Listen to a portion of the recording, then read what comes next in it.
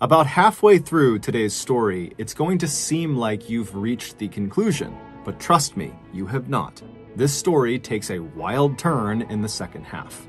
But before we get into today's story, if you're a fan of the strange, dark, and mysterious delivered in story format, then you've come to the right podcast because that's all we do, and we upload twice a week, once on Monday and once on Thursday.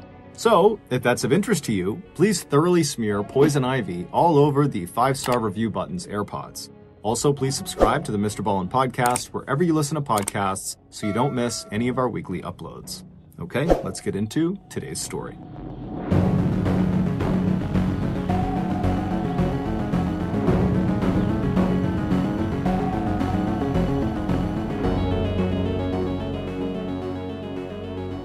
On August 23, 1995, 31-year-old Donna Winger stepped out of the air-conditioned baggage claim exit of the St. Louis airport to look for the van that would take her back to her home in Springfield, Illinois.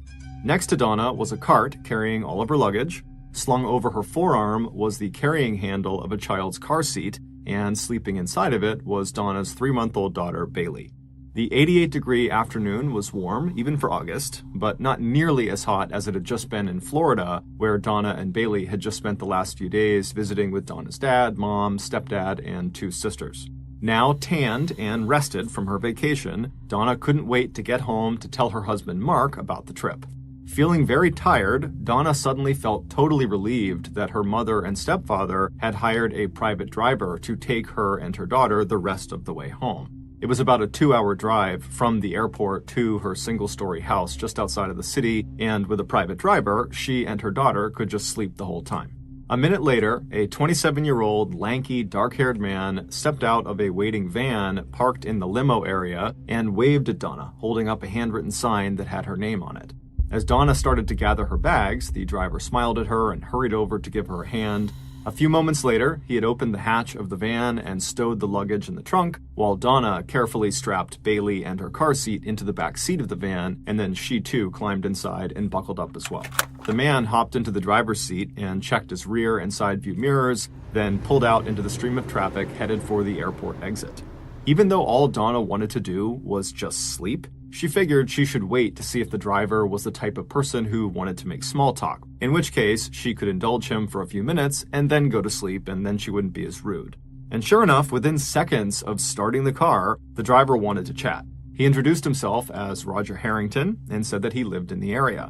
The man seemed nice enough, and for a few minutes they chatted about the weather in Springfield and how it was hotter than usual for August. Then Roger complimented Donna on her tan, to which she kind of laughed off and said she'd just spent the last few days sitting by a pool and probably was more sunburned than tanned. Eventually, Donna's responses got shorter and shorter as she was trying to give the man a hint that she just kind of wanted to be left alone. But he wasn't taking the hint. He just kept on asking her question after question, and eventually, the questions became very inappropriate. He started asking her about her sex life and whether she liked orgies and whether she wanted to come to one of his sex parties. All the while, he'd be looking into the rearview mirror to try to make eye contact with her. Donna felt totally creeped out and began tucking herself into the corner of her seat to try to get out of the view of his mirror. Finally, Donna just told Roger that she did not want to talk to him anymore, that her daughter was asleep and she didn't want their voices to wake her up, but Roger, again, did not take the hint. Instead, his questions and remarks got more and more sexually inappropriate and explicit, and his driving became faster and more erratic.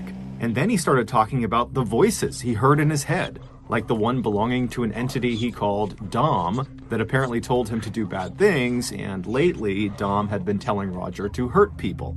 By the time Roger pulled onto Donna's street, Donna was panicking and just praying that he didn't try to hurt her or her child.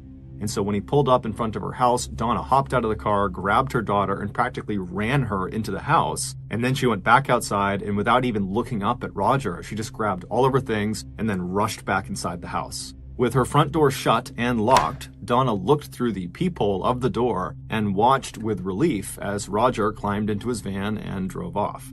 At this point, Donna's husband, Mark, who was an average-sized guy with glasses and dark hair that had begun to thin, he had come into the room. He had been downstairs in their basement using their treadmill. And he was about to ask how the Florida trip went, but he could tell right away that his wife was very upset about something. And so he asked her, what's going on? It would take her a minute to compose herself, but Donna began explaining her car ride and how awful it had been and how she really had been in fear for her life.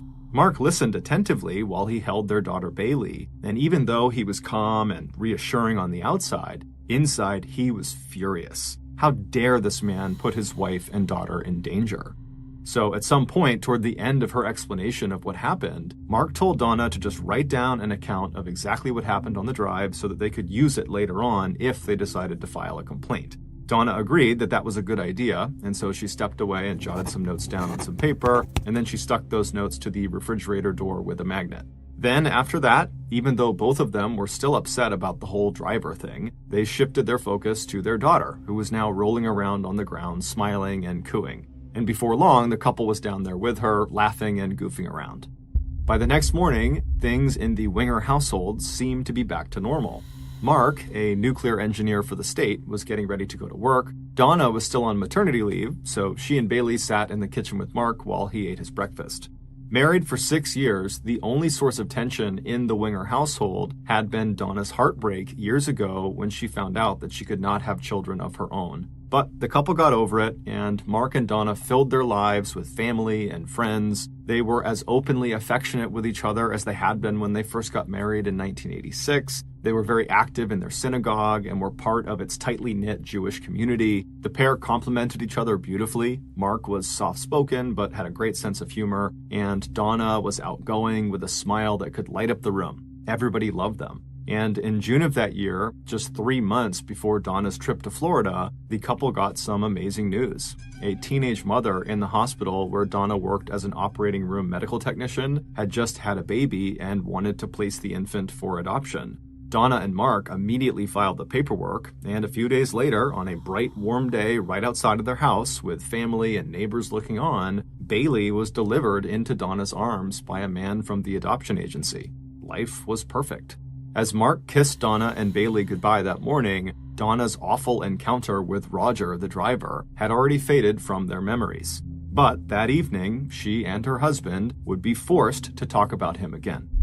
That night, when Mark, Donna, and Bailey sat down for dinner, their phone rang. Mark got up to answer it, but when he picked up the receiver, all he heard was silence, and then a few seconds later, he heard a click as the caller hung up. Mark shrugged, hung up the phone himself, and then sat back down with his family, and then just a few minutes later, the phone rang again.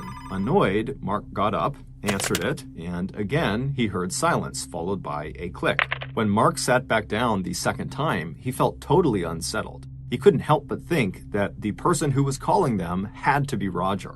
The man had access to their home phone number because it was on their reservation paperwork that they knew he had, and Roger clearly had some serious issues and had shown a very unhealthy interest in Donna. And so as he was thinking about this as a potential possibility, Donna said to Mark, "I bet that was Roger." Even though the phone did not ring again that night, the Wingers remained on edge and triple-checked their locks that night before they went to bed. And then the next morning, when Mark got up, he immediately called Roger's employer, Bootheel Area Rapid Transportation Company, or BART for short, and he filed a formal complaint about how inappropriate Roger had been during the car ride with his wife and his daughter. Mark also told the company that he believed Roger was behind the 2 anonymous hang-up calls he received the night before. The company said they would look into it, and sure enough, later that day, they called Mark back to apologize for Roger's behavior during the car ride, and they told Mark that, as a result, they had given Roger a 6-month suspension. Mark thanked them and felt like justice had been done. He figured if Roger had been behind those hang-up calls too, that perhaps now he would stop, because he would know that Mark and Donna were prepared to take action against him. But the calls didn't stop. For the next several days, the phone in the Winger household rang constantly, and each time there was just silence and then a click. Finally, on the morning of August 29th, so 6 days after Donna and Bailey had returned from Florida, Mark had had enough. He pulled out the paperwork Donna had been given by Roger when she first got in the car with him, and on it was Roger's phone number. Mark dialed the number, and when Roger said hello, Mark very angrily said, "If you don't stop harassing my family with these phone calls, we are going to call the police." And then before Roger could answer, Mark just hung up on him. Confronting Roger directly had been cathartic for Mark. However, deep down, he knew his threat was unlikely to change Roger's behavior. Roger was obviously mentally unwell, and on top of that, he was likely very angry at the Wingers because their complaint had just gotten him suspended. And so these calls, which the police could do almost nothing about, were most likely Roger's way of getting some payback. But Mark figured, all he can do now is just wait and see what happens next. Later that day, just before 4 p.m., Mark was in the basement working out on the family's treadmill when he suddenly heard a thumping sound coming from upstairs. He turned off the treadmill and listened, and he heard it again, more thumping. And so he climbed off the treadmill and quickly walked over to the stairs and went up to the main floor. And when he got up there, he didn't see anything unusual on the floor, so he just walked straight to the master bedroom where Donna and Bailey had last been. But when he looked in the bedroom, Mark was immediately concerned. Bailey was in the middle of the bed, and Donna was not in the room. Donna would never just leave Bailey alone in a place where she could potentially get hurt, like by falling off of the bed. And so Mark knew something was up, and those thumping sounds could not be good. But before he could make sense of what was going on, Mark heard more thumping coming from somewhere on the other side of the house. Mark had a terrible feeling, so he rushed over to Bailey and he put big pillows all around her to keep her from rolling off of the bed. And then he rushed to his bedside table and he pulled out of one of the drawers a pistol that he kept there for protection. Then Mark slowly crept out of the bedroom with the gun at the ready. He shut the bedroom door behind him, and then he turned right and started walking down the hallway toward the dining room, which is where he believed the thumping sounds were coming from. And so as he walked, his heart rate began to spike. He had no idea what was making these sounds or what he was going to see when he reached the end of this hallway. And so finally, he gets to the end of the hallway, but he's still in the hallway, so he can't see what's in the dining room. And so he has his gun at the ready and he takes a deep breath, and then in one fluid motion, he steps into the dining room and turns right and gets a full view of the room to see what's going on in there. And what he sees is beyond horrible. His wife, Donna, is on her knees in the middle of the dining room, and standing behind her is a man Mark has never seen before. And the man is holding a hammer, and he's raising it above his head, and then he brings it down and he smashes it into the back of Donna's skull. There was blood all over the walls. Mark started screaming, and then Donna, she turned and looked at her husband, and then Mark had to watch as this guy raised the hammer again and hit her as hard as he could across the base of her skull, sending her crumpling onto the ground. Mark reflexively raised his gun, pointed it at his wife's attacker, and he fired 2 shots, both hitting the man in the head. The man dropped the hammer, and then he fell backward onto the floor and was motionless. And so, shaking violently from adrenaline and shock, Mark ran to his wife, who's face down in a growing pool of blood, and he put his gun down on the side, and then he grabbed his wife and tried to roll her over to try to help her. But as he did, he heard the sound of this attacker starting to move around, and so without enough time to grab his gun, Mark just turned around and grabbed the hammer that was on the ground between him and this man, and he wound up and he smashed the attacker as hard as he could right in the center of his chest. And when he did, the attacker groaned and went silent. Then Mark chucked the hammer out of reach of the attacker, and he turned his attention back to his wife, who was now unresponsive. In an absolute panic, Mark ran for the phone and he called 911. When the police and paramedics arrived, they rushed inside the house and they found Mark crouched over his wife, who was barely conscious, and he's sobbing over her, and her attacker was only a few feet away. He was lying on his back, and amazingly, he was still alive. He was groaning, even though his head had been destroyed from those 2 gunshot wounds. The police very quickly took 3 pictures in rapid succession of the positioning of Donna and her attacker's bodies, where they were on the ground. Basically, they needed a snapshot of exactly what the crime scene looked like as soon as they arrived. And then the police pulled Mark aside to talk to him, while the medics rushed inside and put Donna and her attacker on stretchers, and then they loaded them into an ambulance that was waiting outside, and they rushed them to the hospital. Right before the ambulance left, one of the police detectives, Charlie Cox, he pulled a wallet out of the back pocket of the attacker. And inside the wallet, Detective Cox found a driver's license, and it belonged to 27-year-old Roger Harrington. Sitting inside the bedroom he shared with his wife, Mark sat on the edge of the bed staring off into space while asking over and over again if his wife was going to be okay. At first, the police really weren't saying much since they knew Mark was in shock, but eventually Detective Cox asked Mark if he had recognized his wife's attacker. Mark said no, but then he looked up suddenly, his eyes seeming to focus for the first time, and he said to the detective, "It has to be Roger Harrington." After explaining why he thought that, Detective Cox would tell him that yes, it was Roger. As it dawned on Mark that Roger's attack might well have been triggered by the complaint he filed, as well as the phone confrontation he had with him, Mark broke down completely and just began sobbing hysterically. Meanwhile, Roger Harrington would die on his way to the hospital. As for Donna, she would die too, just 40 minutes after arriving at the emergency room.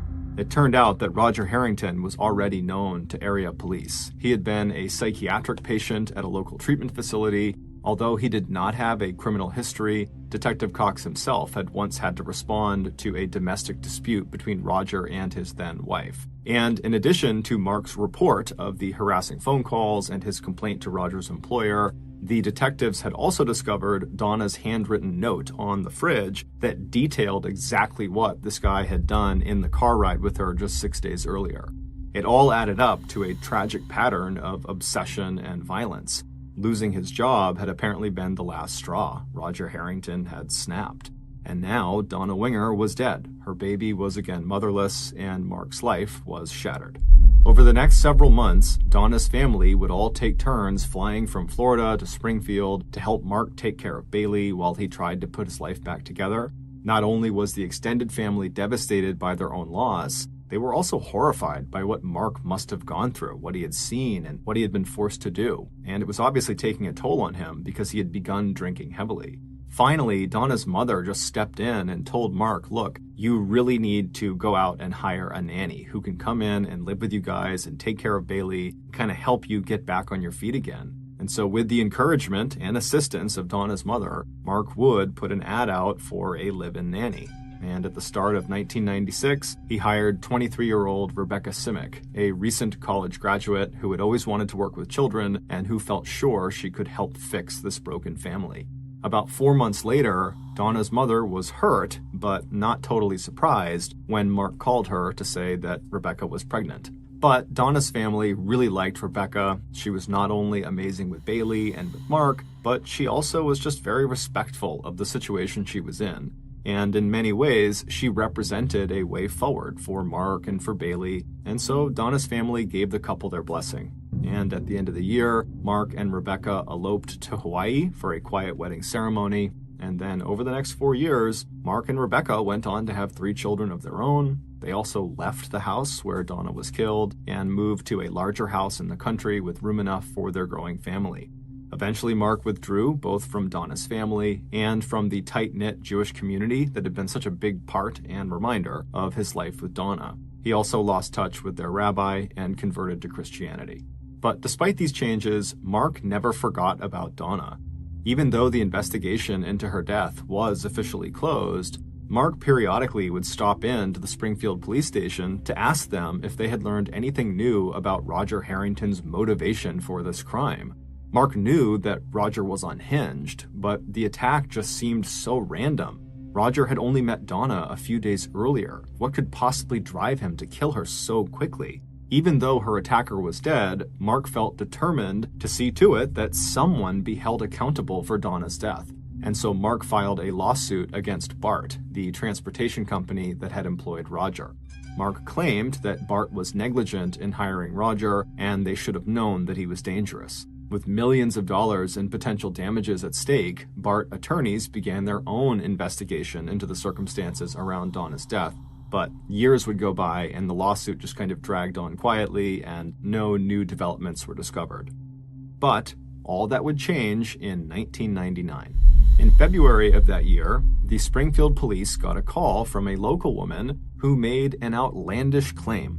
She said there was another person besides Roger Harrington that was involved in Donna's murder, and she gave the police their name. Now, police get lots of tips, and many of them are not useful or not true.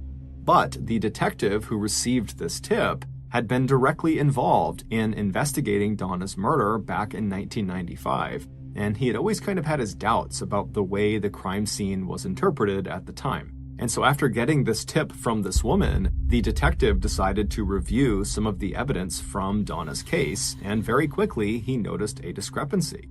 Those 3 pictures that were taken by police right when they arrived on scene that showed in the same picture Donna and Roger, well, those pictures had just been slipped into the case file as an afterthought, and until that moment, no one had really looked at them closely. But now, thinking about the possibility of another person being involved in this murder, these 3 pictures took on a whole new meaning to this detective. These photos, along with the tip from this woman and later combined with evidence unearthed by Bart's investigators, would reopen the Donna Winger case. And eventually, after another 2 years of painstaking interviews and forensic examination, the police learned that there really was another person involved in Donna's murder, and there was much more to the story than they had originally thought. This is the full story of what happened to Donna Winger. At about 3:45 p.m. on August 29, 1995, so the day Donna died, Mark was in the basement on the treadmill when he heard a thumping sound coming from upstairs. After turning the treadmill off, he listened and heard the thumping again, and so he quickly walked over to the stairs and began heading up to the main floor. When he got up there, he looked around and he didn't see anyone or anything strange, but instead of going to the master bedroom to check on his wife and daughter like he had told police, Mark walked to the front door. The thumping he had heard downstairs was just the sound of someone knocking on the door. When he looked through the peephole of the front door, he saw a man in his mid-20s standing there. Mark opened the door, and then this young man introduced himself as Roger Harrington. Mark said hello and gestured for Roger to come inside of the house. Roger did, and walked straight to the nearest table, which was in the dining room, and when he got there, he placed his cigarettes down on top of it, as well as his travel cup that contained some coffee, and then Roger turned around to face Mark. And when he did, he saw Mark was now holding a pistol out in front of him. Roger was so shocked he just froze and stood there, not saying or doing anything, and then Mark ordered Roger to turn around and get on his knees. And once Roger did this, Mark simply raised his gun and fired a single shot into the back of Roger's head. Hearing the gunshot, Donna, who was in the master bedroom with their daughter Bailey, she came running out to see what was going on, and when she got to the dining room where Roger was on the ground in this pool of blood, she saw him and had no idea what to make of it and just started crying and shaking and looking around wildly, wondering what was happening, and as she stood there, her husband, Mark, snuck up behind her with a hammer in his hand. His first blow struck her on the left side of her head. She never saw it coming. And then as she stumbled, she turned and tried to put her arms up over her head to protect herself, but it wasn't enough. Mark bludgeoned her skull over and over and over again while she screamed at him to stop. Eventually, after the 7th blow to her head, Donna crumpled onto the ground next to Roger. Once he was sure his wife was down for good, Mark picked up the phone and placed a hysterical call to 911. In the background, barely audible, you can hear a groan. It was Roger. At that point, Mark abruptly ends the call with the dispatcher saying his baby is crying and he has to go take care of her. But in reality, after he hung up the phone, Mark walked over to Roger and just fired another shot into his head, this one going straight through his forehead. Then Mark picked up the bloody hammer and struck Roger one time as hard as he could in the chest. Mark knew the police would find his prints all over the hammer, so he needed a story for why that was. He would later tell police that as he tended to his wife, he thought he heard Roger moving toward them, at which point he didn't have time to grab his gun, and so he turned around and he grabbed the hammer that was on the ground, and he hit him that one time. With his wife's blood streaking his face and arms and soaking into his t-shirt, Mark attempted to rearrange the two bodies to make it look like Roger had been attacking Donna from behind when he was shot down. Then, right as he got the bodies basically the way he wanted them, he heard the sirens fast approaching, and so he got himself into position. When the police and medics rushed inside the house, they found Mark sobbing over his wife's nearly lifeless body. Mark had actually done a fairly good job of framing Roger for this murder. However, he had made a critical mistake, and those 3 photographs the police took of Roger and Donna's bodies right when they arrived on scene proved it. In those pictures, you can see that Roger is lying at an angle that was inconsistent with Mark's description of what happened. Basically, the way Roger's body was found, it would not have been possible for him to have been attacking Donna at the time he was shot, which meant Mark's story was a lie. It would turn out this whole murder had just been a crime of opportunity. The tipster who had called the police and suggested that another person had been involved in Donna's death was a woman named Deanne Schultz, and Deanne told them that she was Donna's best friend and that Donna's husband, Mark, was her killer. Deanne said she knew this because she had actually had an affair with Mark shortly before Donna's death, and apparently it had been a very intense relationship where they had exchanged wedding bands and vowed to be together, and during this affair, Mark had started telling Deanne that life would be so much better for the two of them that they could finally be together for good if Donna just died. Deanne did not think he was serious and so never thought much of it, but it would turn out Mark was very serious. He just needed to figure out a way to kill his wife without getting caught. And so when Donna came home from Florida and talked about how inappropriate her driver Roger had been and how he had seemed totally crazy and dangerous, Mark realized he had found the perfect fall guy. He started framing Roger by complaining about him to his company and getting him suspended. And then as for those anonymous hang-up calls, the only person who ever answered the phone for them was Mark, and so most likely he fabricated those. Deanne said Mark believed if he could just find a way to get Roger to come inside of his house when Donna was home, Mark could pull this murder off. Investigators tracked down phone records that showed that Mark Winger had called Roger Harrington on the morning of Donna's death, August 29th. Roger's family corroborated that Roger had received a call from Mark that day, and that Mark had apparently asked Roger to come over to his house so they could resolve the complaint Mark had placed against him. And since Roger desperately needed his job back, he happily agreed to go, not realizing that Mark was luring him to his death. Deanne claimed that at the time, despite how specifically Mark was talking about this frame job, she still was not taking him seriously, which is why she didn't go to police about this. But after Donna's murder, Deanne knew Mark had done it. However, Mark had told her that she could never go to police because she knew too much, and if he went down, she would too. So she had stayed quiet and eventually broken up with Mark and moved on with her life. But 4 years after the murder, her conscience got the best of her, and so she contacted police. Deanne would receive immunity for her testimony. On June 5th, 2002, after a 3-week-long public trial in which he declared his innocence, Mark Winger was found guilty of first-degree murder in the deaths of Donna Winger and Roger Harrington. He was sentenced to life in prison without the possibility of parole. Immediately after Mark's conviction, his second wife, Rebecca, divorced him and changed her last name back to Simic. She packed Bailey and her other 3 children into her brother's car, and she relocated to Louisville, Kentucky. As of today, all 4 of the Simic children have grown into successful adults who have built careers in teaching, art, and business. Thank you for listening to the MrBallen podcast. If you got something out of this episode and you haven't done this already, please thoroughly smear poison ivy all over the 5-star review button's AirPods. Also, please subscribe to the MrBallen podcast on Spotify, Apple Podcasts, Amazon, Google, and anywhere else you get your podcasts. This podcast airs every Monday and Thursday morning, but in the meantime, you can always watch one of the hundreds of stories I have posted on my YouTube channel, which is just called MrBallen.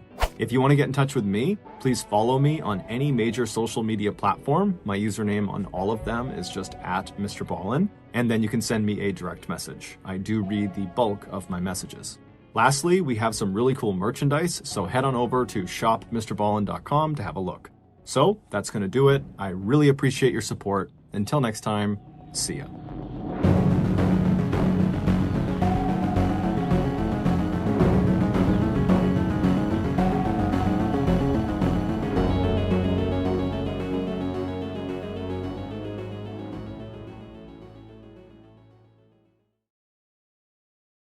On September 6, 1988, a middle-aged woman named Cindy Borton was washing dishes in her little house in Shenandoah, Iowa.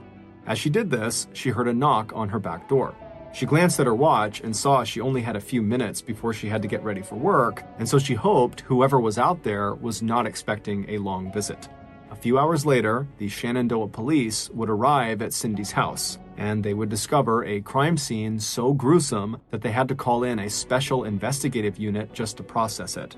This story includes graphic descriptions of violence. As such, listener discretion is advised. But before we get into today's story, if you're a fan of the strange, dark, and mysterious delivered in story format, then you've come to the right podcast because that's all we do, and we upload twice a week, once on Monday and once on Thursday. So, if that's of interest to you, please offer to water the 5-star review button's favorite flowers while they're going on vacation, but instead of watering them, give them no water and leave them in the blazing sun. Also, please subscribe to the MrBallen podcast wherever you listen to podcasts so you don't miss any of our weekly uploads. Okay, let's get into today's story.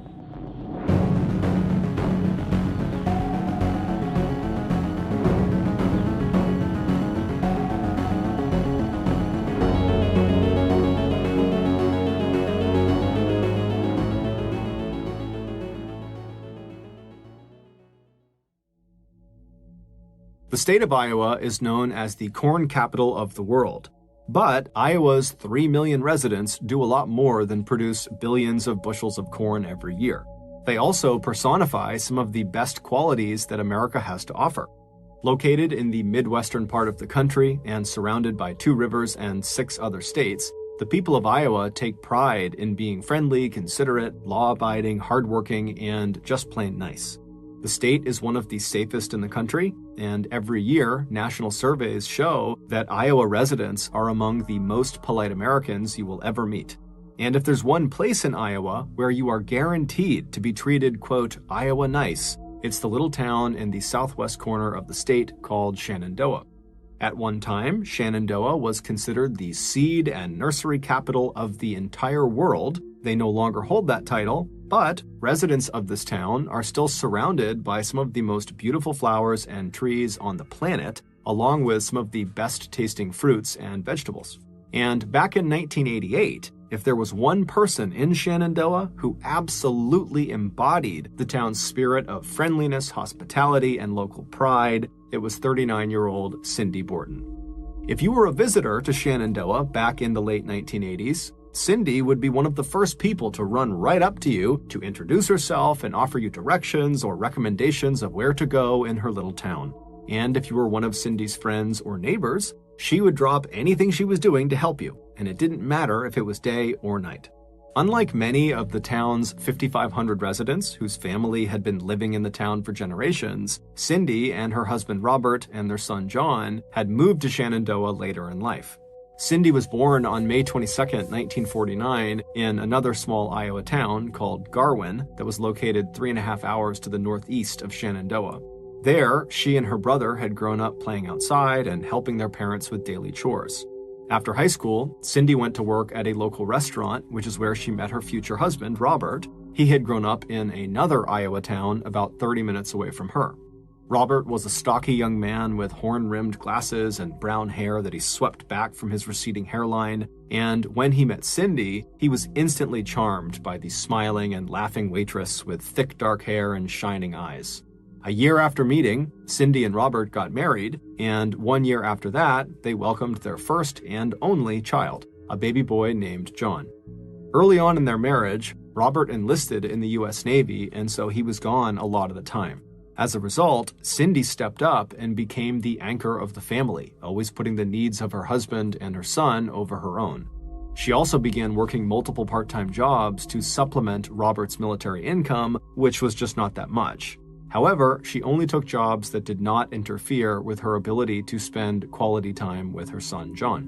In 1977, after Robert left the military, the Bortons moved to a town in Illinois called Evanston. There, Robert enrolled in a private seminary so that he could fulfill his lifelong dream of becoming an ordained pastor. In 1981, Robert graduated from the seminary, and a year later, he got an offer from a little church in Shenandoah asking him to come be their pastor. Robert and Cindy were thrilled, and so after Robert accepted the offer, the little family packed up their belongings and then made the 8-hour trip west back to their home state of Iowa and into the pretty little town of Shenandoah. Once in Shenandoah, Cindy immediately threw herself into her new role as the pastor's wife.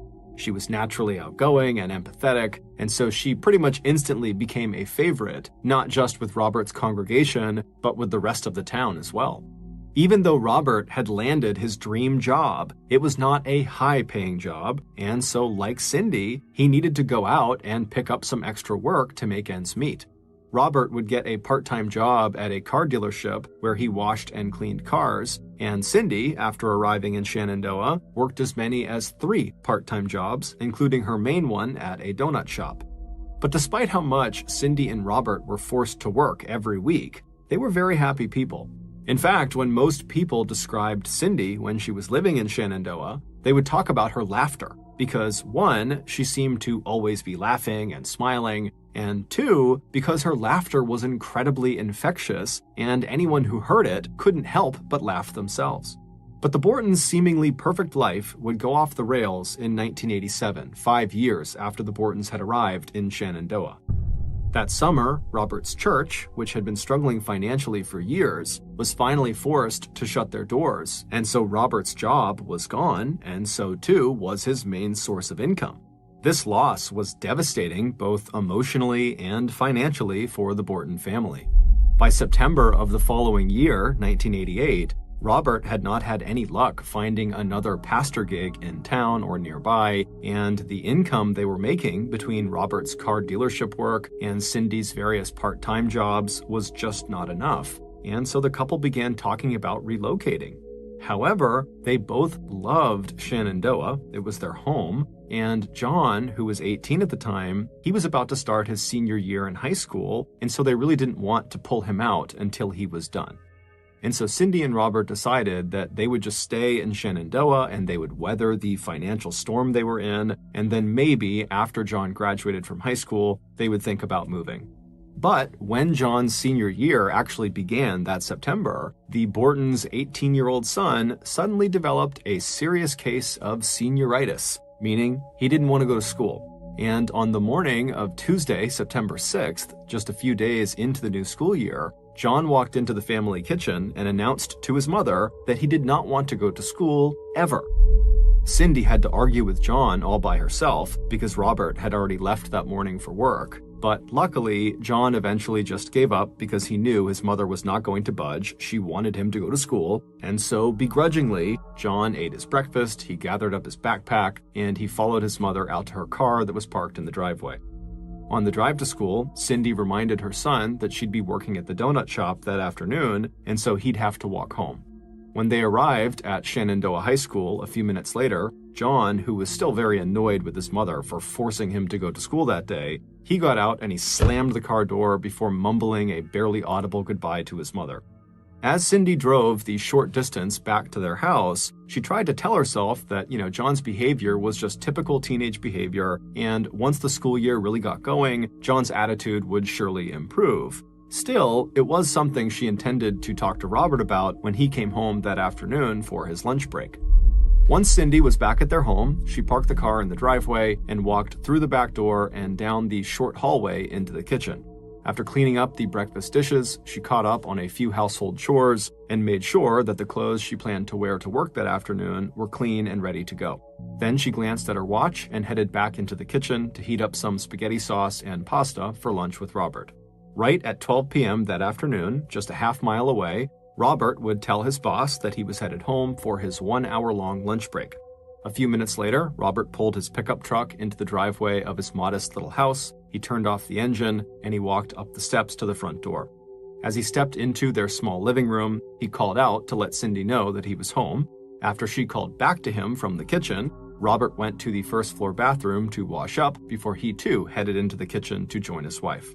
As Cindy served him a hot plate of spaghetti, Robert listened as Cindy told him about how John had not wanted to go to school that morning and how upset he was when she dropped him off. And Robert would agree with his wife that, this did seem like typical teenage behavior and that, probably as the school year wore on, his attitude would change.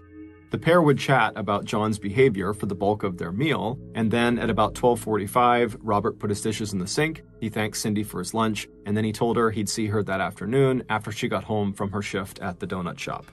A few minutes after Robert had left the house to return to work, Cindy was already washing the lunch dishes when she heard a knock on the back door.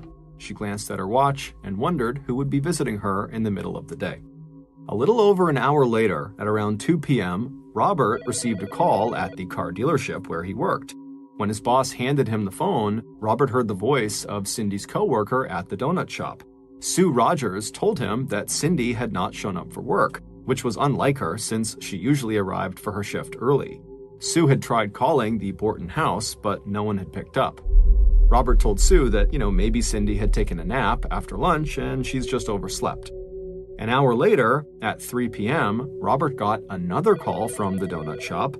This time, Sue sounded worried. Cindy still had not shown up for work, and a coworker who went by the Borton house had stopped at the back door to call out for Cindy, but didn't get an answer. And they noticed that the door was open. But this coworker didn't want to go inside without being invited, and so they left. Robert called home, and when Cindy did not pick up the phone, he asked his boss if he could leave work to go check on his wife. Just after 3:30 p.m., Robert pulled up to his house, and the first thing he noticed was that Cindy's car was still in the driveway. After parking his truck just behind her car, Robert walked up to the front door and let himself in, calling out his wife's name as soon as he stepped inside. When there was no answer, Robert began walking from the living room where he came in at the front of the house toward the back of the house where the kitchen was. As he walked, he kept yelling out for Cindy, but it was silent. When Robert finally reached the kitchen and got a view of the kitchen, he came to a complete and sudden stop. Backing slowly away, Robert reached for a nearby phone on the wall and he called 911.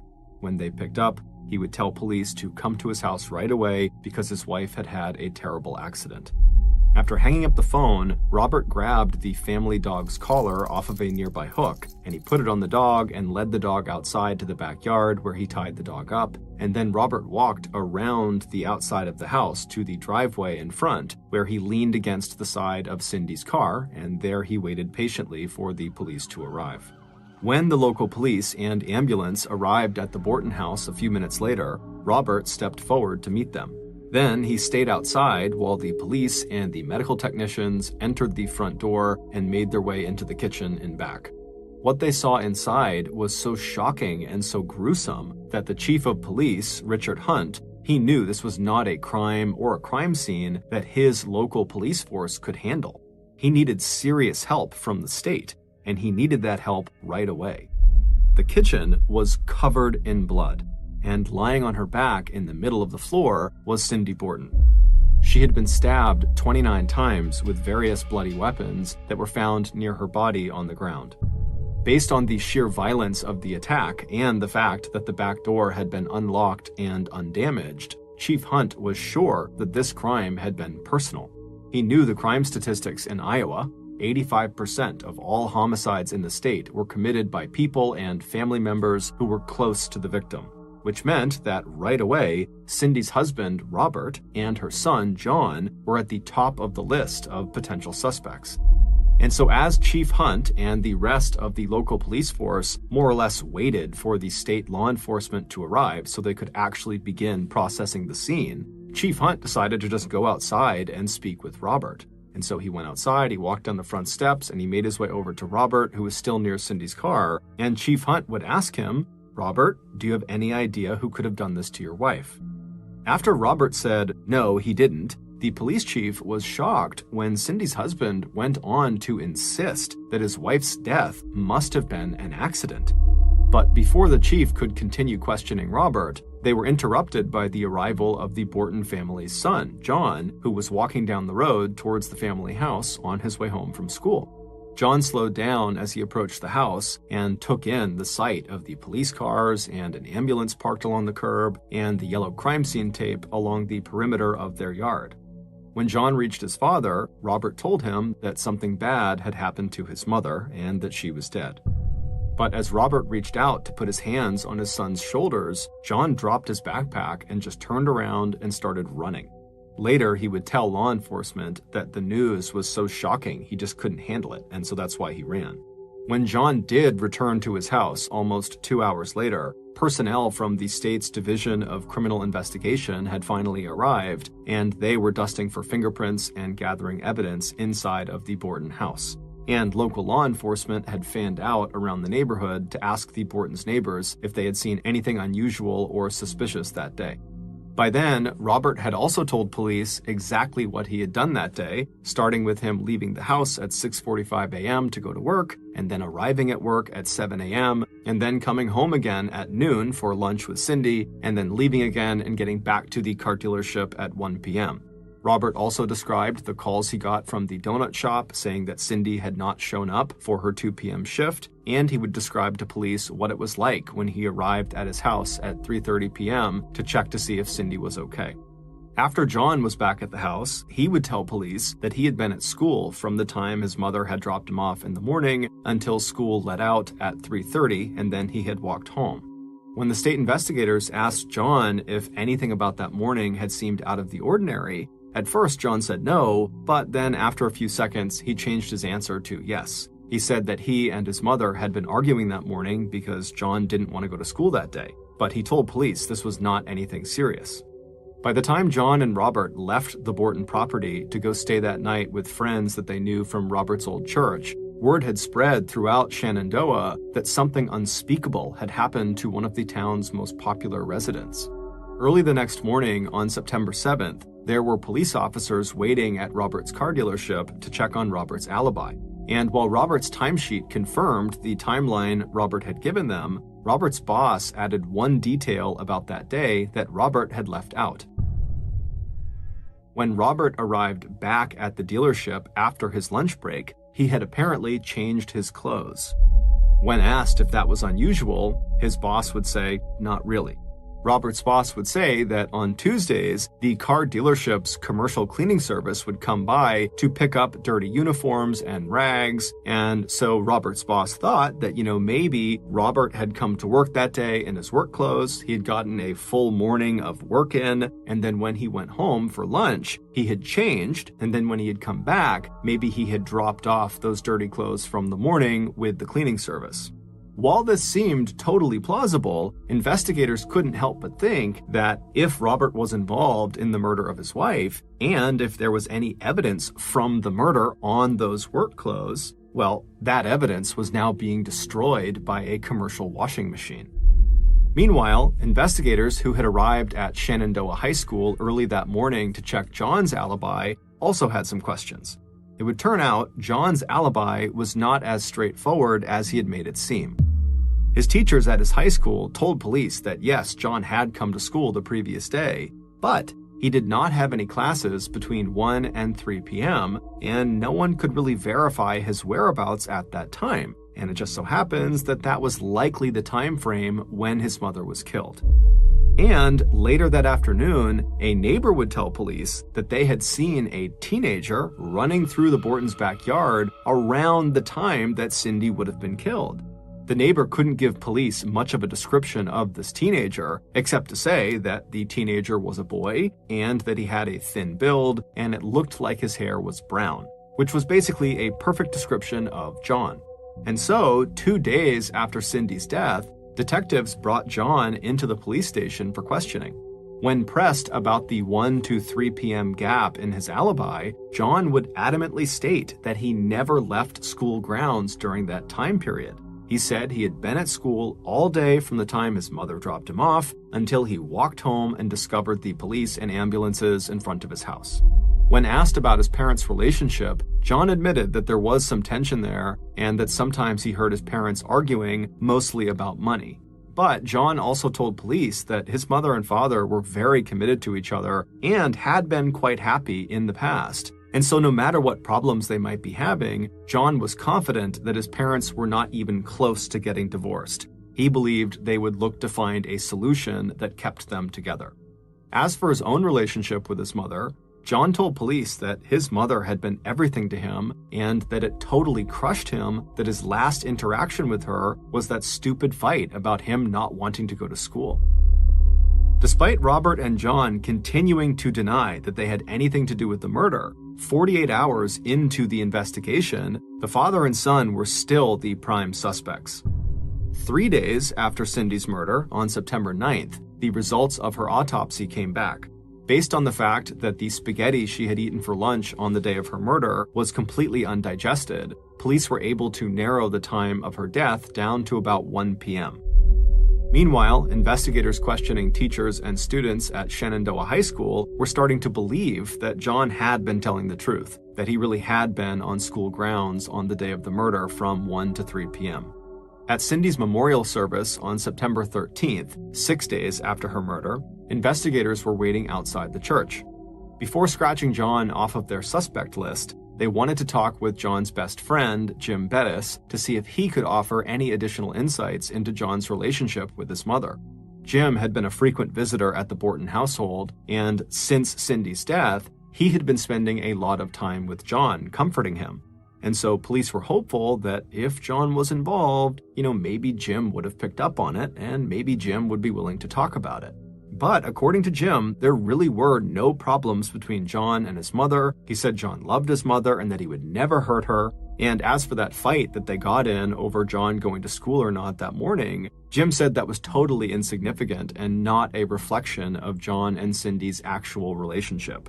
After speaking with Jim and a few other friends of John's that came out of the memorial service, investigators felt satisfied that John really was not involved, and so they crossed his name off the suspect list. So with no other new leads and no further information on any teenager running across the Borton's yard on the afternoon of the murder, investigators were now sure that the killer had to be Cindy's husband, Robert. So, about 1 week after the murder, investigators brought Robert into the interrogation room in the basement of the local police station, and then once he was sitting down, a special agent from the state's Division of Criminal Investigation leaned in close to Robert and said, "Bob, let's quit playing games. We both know Cindy was dead when you went back to work." But for the next 3 hours, Robert, who showed very little emotion and no signs of grief, refused to change his story. He said he had nothing to do with his wife's murder. He said that Cindy had seemed totally normal when he left for work early on the morning of the day she died, and when he came home for lunch that day at noon, she was alive. And she was also still alive when he left to go back to work at 12:45 p.m. Before leaving the police station, Robert agreed to have his fingerprints collected, and he agreed to take a lie detector test. So, the very next day, a special agent drove Robert 150 miles northeast to Des Moines, where Robert was hooked up to a polygraph machine that would measure his physical reactions to a series of key questions. Questions like, "Did you hurt your wife?" or "Did you kill your wife?" And Robert would answer these questions the same way he had the day before in the basement interrogation room at the police station. "No, I didn't hurt my wife. No, I didn't kill my wife." But this time, the polygraph machine showed that Robert was not being truthful. He didn't fail his test by much, but the results convinced investigators that despite Robert's denials, he must be the killer. And so the agent who had administered the lie detector test pulled Robert aside for another round of intense questioning, telling him, "Hey, you failed this test, so you got to tell us the truth now." But Robert continued to say that he had nothing to do with it, and he even fell asleep during this interrogation. Even with this failed lie detector test, the police lacked hard evidence that linked Robert to the murder. And so even though they wanted to keep him, they couldn't. They had to let him go. And so a special agent drove Robert back to Shenandoah, and on the drive, he turned to Robert and he said, "You know, Bob, when this is all over and you've been arrested, charged, tried, and convicted, I would be honored if you confessed to me."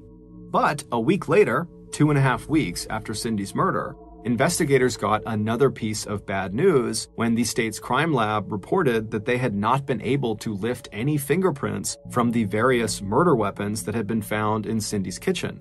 They also were unable to pull any prints off of any other physical evidence that had been sent off for testing. As September inched towards October, and police had still not made any arrests, the residents of Shenandoah were outraged and scared. Every day they called the police station and the mayor's office seeking updates, and local gun stores reported a serious uptick in sales. And in November, Robert, who was being questioned by police nearly every day, and was being shunned by residents who now walked across the street to avoid talking with him, He packed up the family's belongings and moved with John to the town of Gladbrook, just outside of Des Moines, where he and Cindy had actually gotten married. Around this time, local reporters began asking the question that was on everyone's mind. How was it possible that in a town as small as Shenandoah, police could not figure out who had committed such a heinous crime? And on top of having a murderer on the loose, Shenandoah also had an arsonist on the loose. Around the time Cindy was killed, someone had been intentionally setting fires around town, damaging an elementary school, as well as destroying a pickup truck. And while the arson attacks didn't appear to be connected to Cindy's murder, it did seem odd that there would be two violent crimes happening at the same time in a town that saw almost zero violent crime. And so some investigators began to suspect, just because of the rarity of violent crime, that the arson attacks and the murder had to be connected. And on November 30th of that year, their suspicions seemed to be confirmed. On that day, there was an arson attack at Shenandoah City Hall, except this time, the arsonist left behind a note. On this note, the arsonist warned police that the school fire and the truck fire and the murder of Cindy Borton were nothing compared to what was coming next. At the end of this note, the arsonist identified themselves as, quote, the Night Stalker. The Night Stalker was the name of a notorious murderer in California who had been captured 3 years earlier. But what really caught the attention of law enforcement was the fact that whoever had signed the note also left behind a fingerprint at the very bottom of the piece of paper the note was written on. While investigators waited on the results of the fingerprint analysis, they returned to the scenes of the earlier arson attacks, and on a bridge near the school fire, police had found the letters NS painted on a concrete support. They believed these had to be the initials of the Night Stalker. By early December, the mayor of Shenandoah had received more than 200 calls from terrified residents demanding that the police find the arsonist/killer before they murdered anyone else. But the Night Stalker lead came to an abrupt end a few weeks later when the fingerprint analysis not only failed to match Richard Borton's fingerprints, it didn't match any prints on file in any local, state, or federal law enforcement database. So unfortunately, both the arson cases and the murder case began to grow cold. It wasn't until 5 months after Cindy Borton's murder that local and state investigators would get the tip they needed to break the murder and arson cases wide open. Around dinner time on the cloudy, cool night of January 30th, 1989, the Shenandoah police chief, Richard Hunt, got a call from one of his officers. There was a teenager who had just walked into the police station, and he wanted to talk with someone about the murder of Cindy Borton. A few minutes later, Chief Hunt was sitting in his office looking across his desk at 18-year-old Jack Johnson, one of John Borton's best friends and classmates, and one of the boys investigators had talked with back in September when they were confirming John's alibi for the time of his mother's murder. Jack told Chief Hunt that a few days earlier, on January 26th, Jack had been talking to someone, and during their conversation, Jack had asked this person what was the worst thing they had ever done. And this person paused for a moment, and then they said to Jack, "I've done something that I'm pretty sure God will never forgive me for." Jack would go on to tell police all the awful details of what this person claimed to have done that God would not forgive them for. Based on Jack's testimony, this is a reconstruction of what really happened to Cindy Borton. Back on the day that Cindy died, September 6th, 1988, she and her husband Robert were sitting in the kitchen eating spaghetti and talking about their son's recent bad behavior. After Robert was done eating, he put his dirty dishes in the sink, he thanked his wife for the food, and then he headed out the door to go back to work. As Cindy began washing the dishes, she heard a knock on the back door.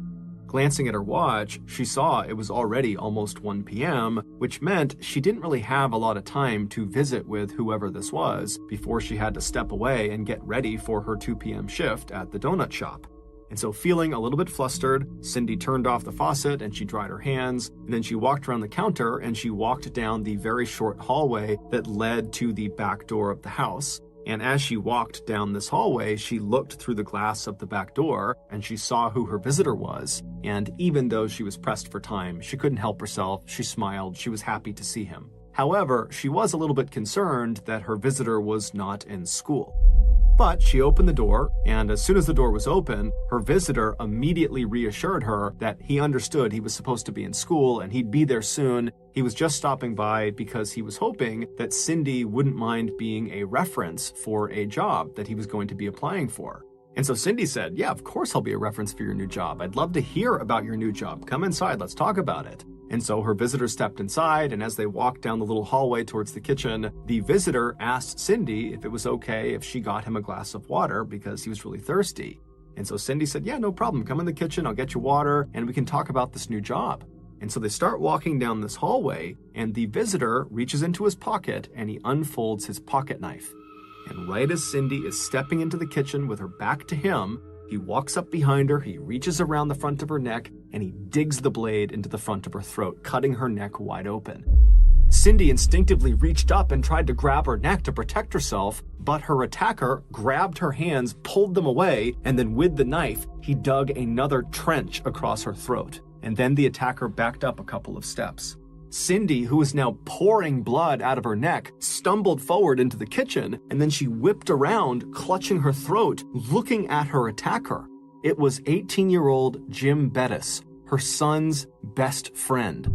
But she didn't have time to process who was attacking her, because before long, as she was staring at him, he lunged at her again, slashing and cutting her. And so she put her hands up over her face to protect herself, and he was digging the knife over and over again into her forearms and her hands and all over her body. And eventually she kind of slumped onto the kitchen counter after being stabbed and cut so many times, at which point Jim walked away from her and he walked over to a drawer that he knew from all of the visits he had made to this household to visit with John. He knew that in this drawer were kitchen knives and other utensils. And so as Cindy is laying right near him up against the counter, pleading with him to stop, and she's bleeding everywhere, he reaches into this drawer and he pulls out two of Cindy's sharpest knives and he sets them on the counter, and then he pulls out two long serving forks that each had very pointed prongs at the end.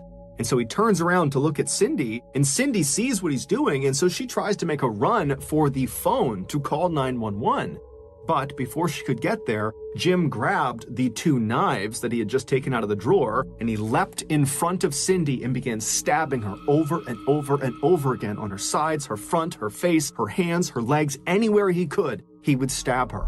And Cindy the whole time is trying to hit him and push him back, but there's nothing she can do. She's helpless. And then at some point, she kind of falls to the ground, but she's not dead yet. And so at that point, Jim put down the two knives he had just taken out of that drawer, and he went back and he got the two serving forks. And then he went back over to Cindy, who was now crawling across the ground trying to get to the phone, and he began stabbing her in the back of the neck, on the side, over and over and over again. Despite multiple puncture wounds to her vital organs, Cindy was not dying. She was bleeding profusely. She was likely mortally wounded at this point, but she kept trying to move forward. She kept trying to fight back. She was doing anything she could to save herself. But eventually, Jim overpowered her. He flipped her over onto her back. And then kneeling next to her, he got his tools lined up next to him, the two knives, his own knife, and the two serving forks. And systematically, he began using these tools to begin cutting and slashing and digging into the front of her torso. And he would continue to do that until Cindy finally stopped moving. And when she did stop moving, he picked up one of the serving forks, he raised it up over his head, and then he brought it straight down into her neck, plunging it deep inside of her. And then he let go of the handle, leaving the fork stuck into her neck. Then he wiped off the handle of that fork as well as the other handles of the other murder weapons, which he just left on the floor next to Cindy, with the exception of his folding knife. He would take that.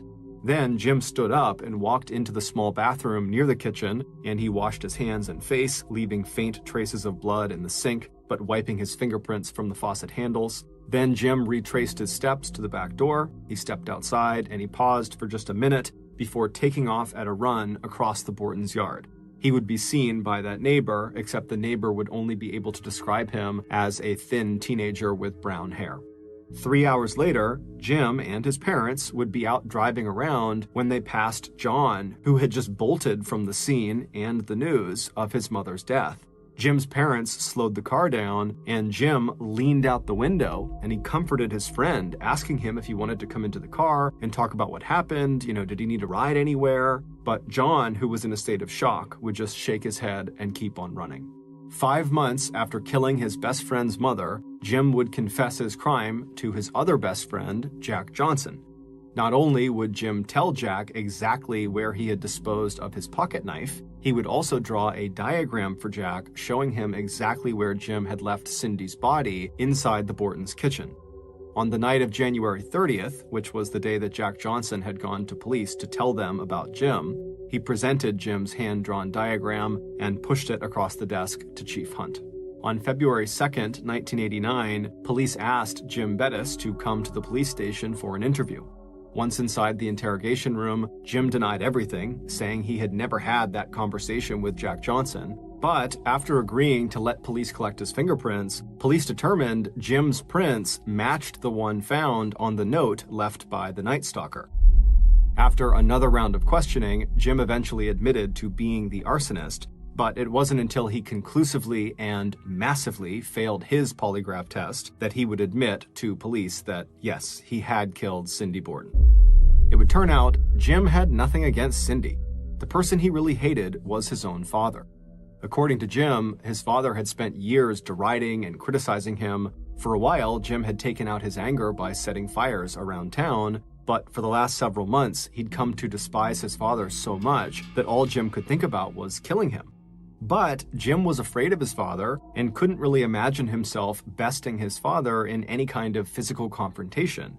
And Jim wasn't even sure he could go through with killing anyone. So he decided what he needed to do was practice. He needed to find someone who would be easy to kill, someone vulnerable, someone who trusted him, someone who loved him. And the one person who fit that bill was his best friend's mother, Cindy Borton. As far back as Jim could remember, Cindy had been the one person he knew who was always glad to see him, and who always had time to talk with him, and who always offered him encouragement. She would be the last person to suspect that he could ever hurt her. And so he told himself, if he could kill Cindy, maybe he could also kill his father. The police were able to finally prove their case against Jim when they found his pocket knife that he had tossed under a local bridge. The knife still had Cindy's blood on it, along with Jim's fingerprints. On November 13th, 1989, Jim Bettis, who was 19 years old at the time, was convicted of first-degree murder and sentenced to life in prison without parole. In a letter Jim wrote from prison, he told a relative that when he, quote, killed that lady, I guess I went too far and pretended that she was my dad.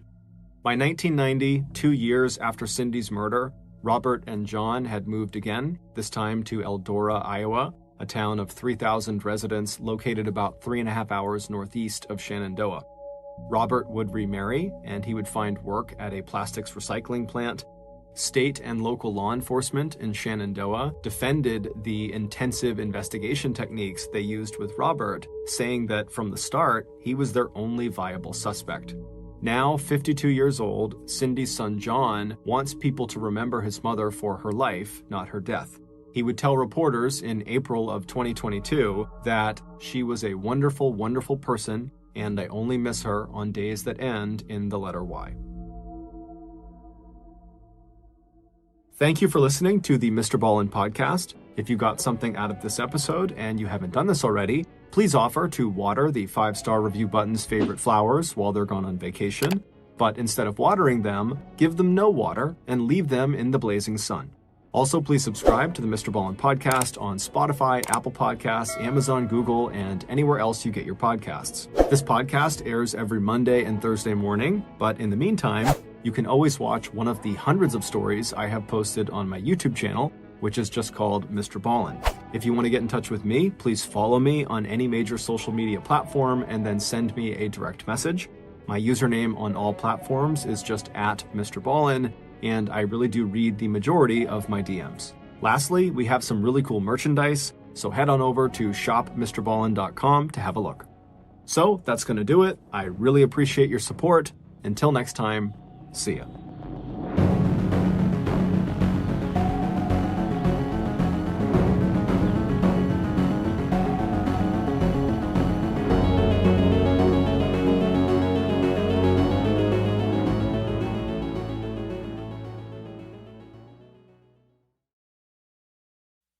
On January 17, 2001, a woman was exercising at her local gym in Amityville, New York, when suddenly she looked up and noticed something towards the back of the gym. At first she couldn't tell what it was, and so she wiped the sweat from her face, and then she looked again, and when she realized what she was looking at, she pointed and screamed. And what she saw would send fear all through the town of Amityville, a town that was already famously linked to mass murder and a possible demon possession. But before we get into that story, if you're a fan of the strange, dark, and mysterious delivered in story format, then you've come to the right podcast because that's all we do, and we upload twice a week, once on Monday and once on Thursday. So, if that's of interest to you, the next time the Amazon Music follow button asks you if they can have a bite of your sandwich, tell them yes, of course. And then right as you're about to hand it over, immediately retract your hand and shove the entire sandwich into your mouth and turn around and walk away. Okay, let's get into today's story.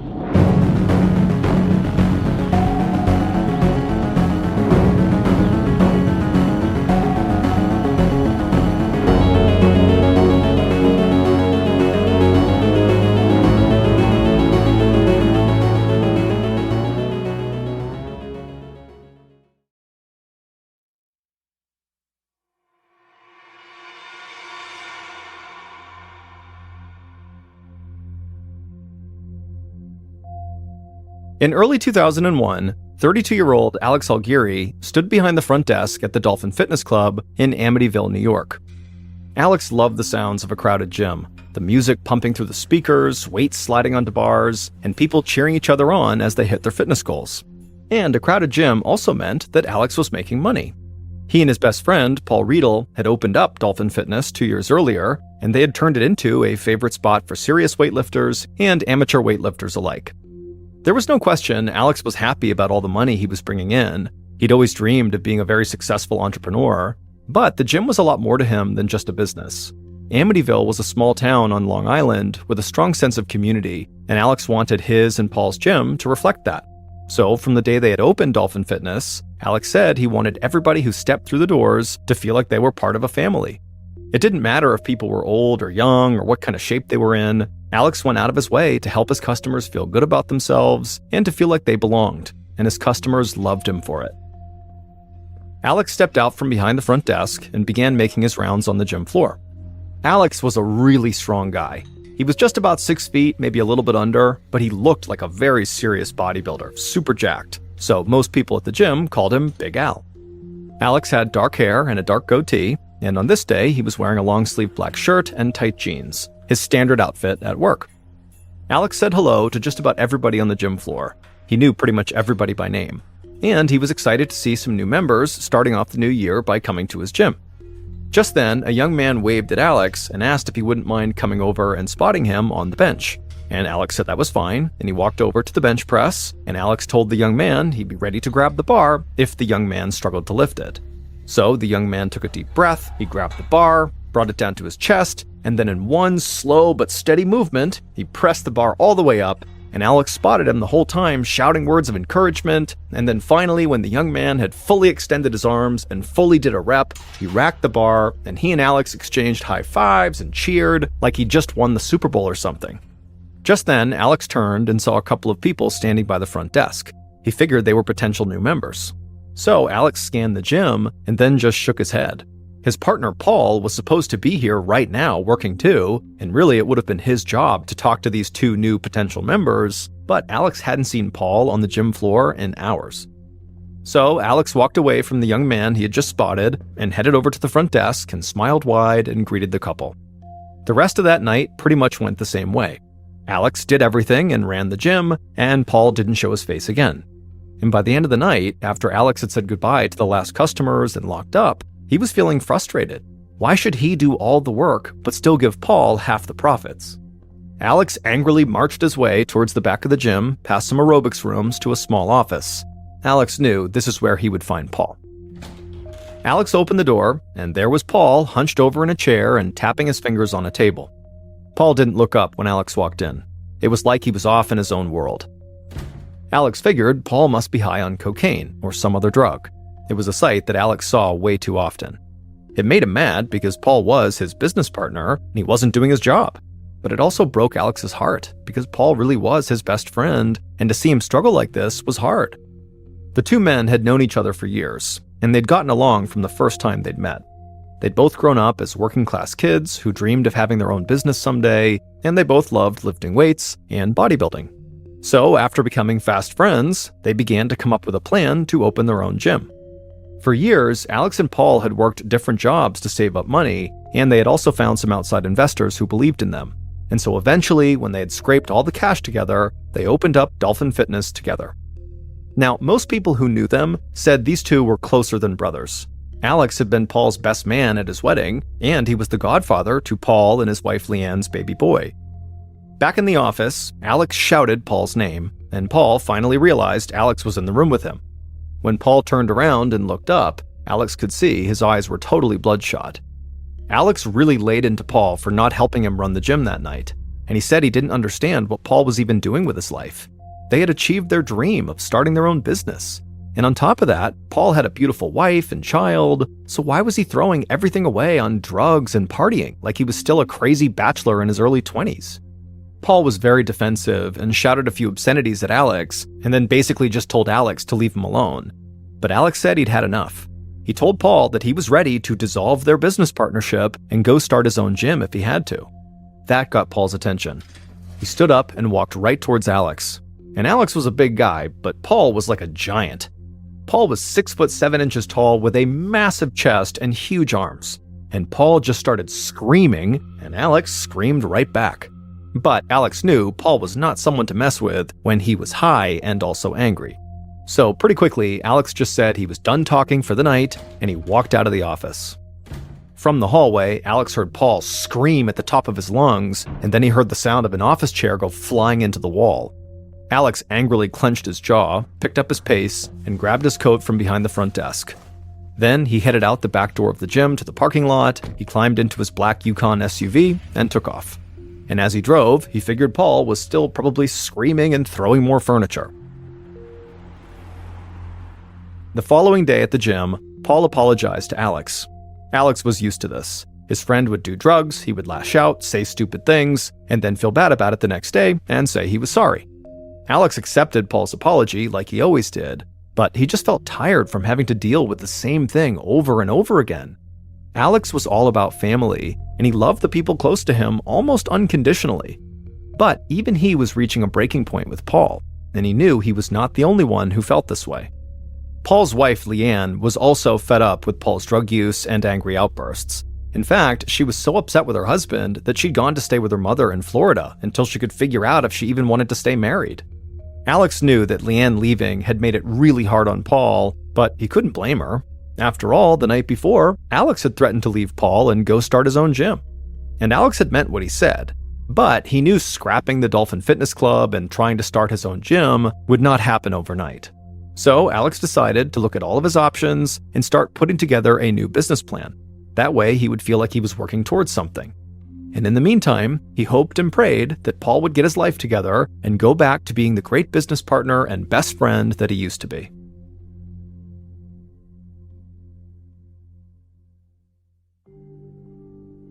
A couple of weeks later, on the night of January 17th, 2001, Alex was back behind the front desk at the gym. Paul had taken a couple of nights off, which left Alex to run the place on his own. But Alex was used to that, and he really hoped the time away from the gym would do Paul some good.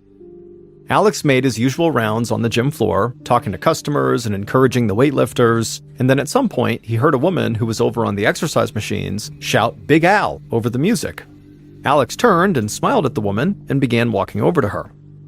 When he reached her, she was very sweaty and out of breath, and she told him right away how excited she was about all the results she was seeing from all her exercising, but she told Alex that she just could not get on board with the music that was playing, and could he please change it?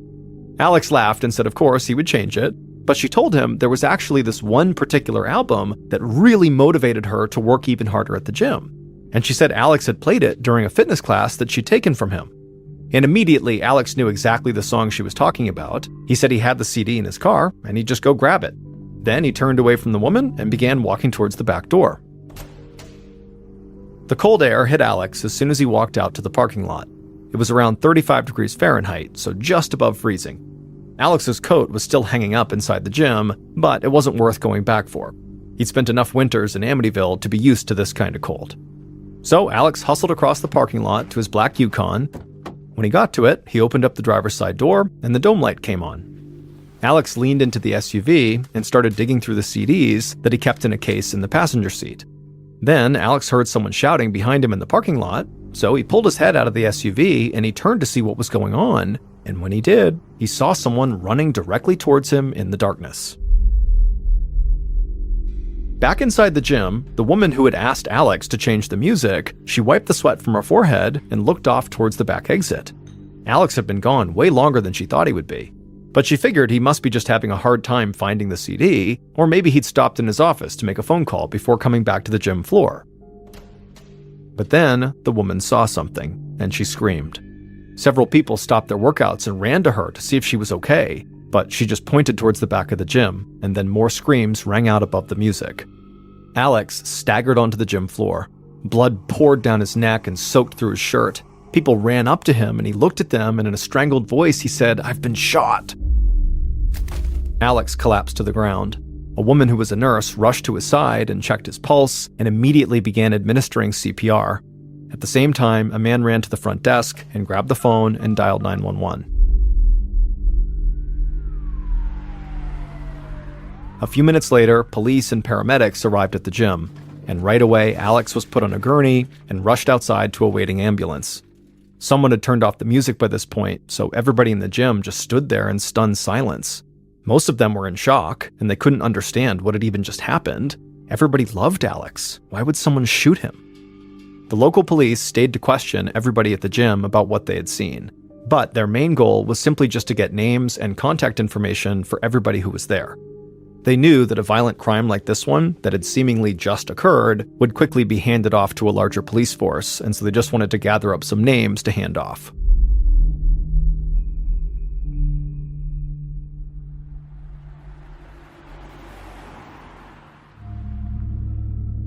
A couple of hours later, Detective Robert Anderson of the Suffolk County Police Department stepped out of his car in front of the hospital. Anderson looked and dressed more like a professor than a cop, and people who had worked with Anderson during his 34 years in law enforcement said he had a mind like a professor too. He was highly analytical and rarely satisfied with simple answers. Detective Anderson had gotten word that Alex Algieri had been shot outside of the gym that he owned, and Alex had been declared dead soon after being rushed to the hospital. From the minute Anderson was told he would be leading a homicide investigation in Amityville, he knew there would be a ton of pressure on him to solve the case fast, because Amityville was not your typical town. Amityville, for decades, had been associated with murder and dark forces. Almost 30 years earlier, in 1974, an Amityville man named Ronald DeFeo Jr. had killed his mother, father, 2 brothers, and 2 sisters in their home. The media attention from the mass murder was bad enough for the small, quiet town, but things had only gotten stranger for Amityville after that. The family that wound up moving into the DeFeo house where those murders happened claimed they were terrorized by a demon or some other supernatural entity in the house. This claim eventually drew the attention of very famous paranormal investigators Ed and Lorraine Warren, who came out and did their own investigation, and the story of this demon or entity in the home also was eventually turned into a book called The Amityville Horror. And that book has since been spun off into movies and TV shows. I mean, Amityville really became synonymous with evil. And so Detective Anderson knew that Amityville community leaders had worked really hard over the years to kind of correct their image. They didn't want to be known as this violent or cursed town. But this brutal shooting in a gym parking lot threatened to put Amityville right back in the national news for all the wrong reasons. Anderson walked into the hospital and found his way to the private room where Alex's father was waiting for him. Alex's father wiped tears from his face, cleared his throat, and introduced himself to Anderson. But before Alex's father could say much more than his name, he broke down in tears again. Even after 34 years as a cop, and dealing with some of the most notorious murders on Long Island, nothing could really prepare Anderson for meeting a parent who had just lost their child. It was the worst kind of loss Anderson could imagine, and seeing Alex's father in so much pain really hit him hard.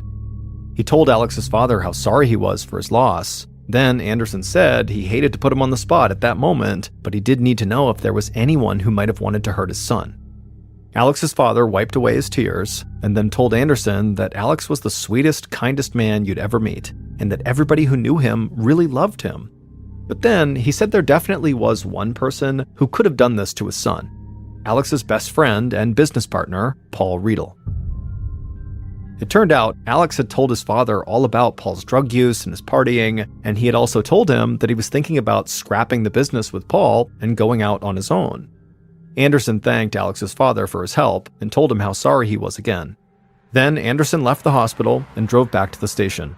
He wanted to gather as much information as he could on Paul. It didn't take long for Detective Anderson to discover that Paul had had more than his fair share of run-ins with the law. He had served time in prison for drug charges and armed robbery, and he had previously been linked to an illegal sports gambling ring. But Anderson knew that did not mean the man had killed his best friend, so for the time, Anderson put Paul's police record to the side and dug more into his personal life and his relationship with Alex. The local Amityville police had passed along contact information for everybody they found at the gym when they had first arrived there. And when Anderson and his team reached out to those people, they all said pretty much the same thing. Alex was like family, and everybody loved him. But Paul, he was a mess, and he definitely was capable of shooting Alex. Some of Alex's family and closest friends were even more straightforward when they spoke to Anderson. They said they were sure Paul had to be the murderer. So Anderson knew he would just have to go talk to Paul, but he didn't want to drag Paul to the station and chuck him inside of an interrogation room just yet, because he feared as soon as he did that, all of Amityville would decide Paul really was guilty. And so that could potentially destroy an innocent man's life, and it could put even more pressure on police to arrest someone before they were actually ready. So Anderson actually came up with a fairly outside-the-box way to question Paul that was not super formal. Now, it was not going to be ideal by any means, but it was an opportunity Anderson didn't want to miss. His team would talk to Paul at Alex's funeral. Days after Alex's murder, a line of cars stretched out down the street in front of a local funeral home, and they wrapped around the corner. Hundreds of people had come to pay their last respects to Alex. Detective Anderson filed into the funeral home behind a group of mourners.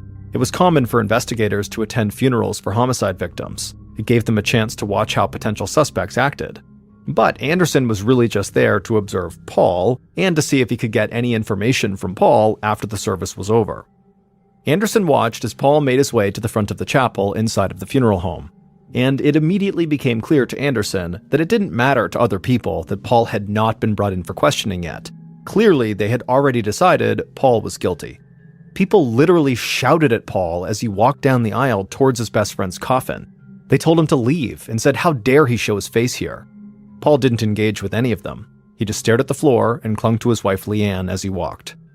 Detective Anderson couldn't get over how small this enormous guy seemed to look at this very moment. But Anderson didn't know if he should feel sorry for Paul or if he was just being too cautious and too analytical.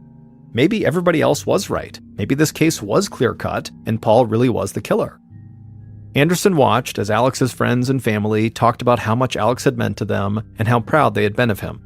Alex's father fought back tears and spoke about all the special times he'd shared with his son. Then he broke down and said Alex would never get to experience those kind of moments with a child of his own because someone had taken that chance away from him. After the funeral was over, Anderson and some other members of his team separated from the throng of mourners and followed Paul and his wife Leanne outside. The investigators approached, and as they did, Paul suddenly stood up to his full height. Suddenly, the small, kind of sad-looking man Anderson had seen inside had disappeared. Paul now looked angry and huge. Clearly, he did not like the fact that police were bothering him at his best friend's funeral. Anderson assured Paul they were only trying to get some basic information. So Paul just said he loved Alex, he would never hurt him, and on the night of the murder, he said he was with friends in another town. For a minute, Anderson figured his big plan to try to question Paul at this funeral was going to turn into a total bust. But right as he was about to give up on this approach, something suddenly stood out to him. Paul's wife, Leanne, was standing next to her husband doing her part as a very supportive spouse. But Anderson had briefly spoken to Leanne in the days following the murder, so he knew that she and Paul had serious problems in their marriage and that she had even gone to Florida to get away from Paul. And so now Anderson wanted to know if she had had like a big change of heart about her husband, which is why she was now being so supportive, or if she was acting supportive out of fear. If Paul had really killed Alex and Leanne knew about it, was she just afraid she'd be next if she didn't support him?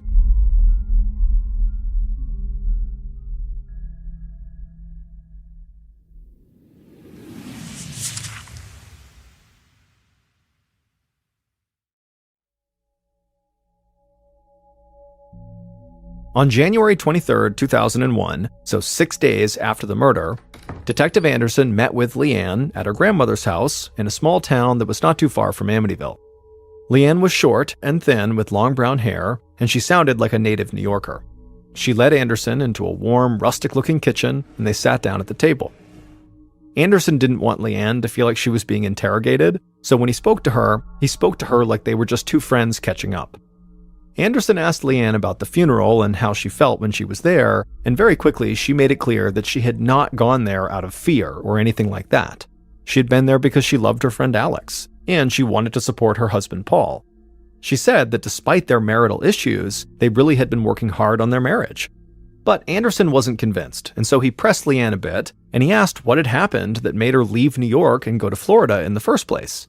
Leanne said she'd left because Paul was partying and doing drugs, and she felt like that was a terrible environment for her kid. But Leanne was clear that she did not believe Paul would ever kill his friend Alex. Sure, the two men fought sometimes, but they were like brothers, and brothers fight. She knew Paul loved Alex. Anderson said he understood, and then he asked her if there was anything else she could think of that might help with the investigation.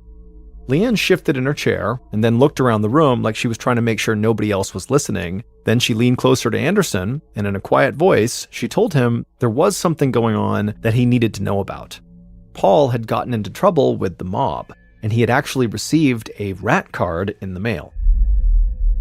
Anderson hid his surprise pretty well, but this was news to him. He knew Paul had a police record and that he'd been linked to some low-level criminals who might have loose ties to the mob.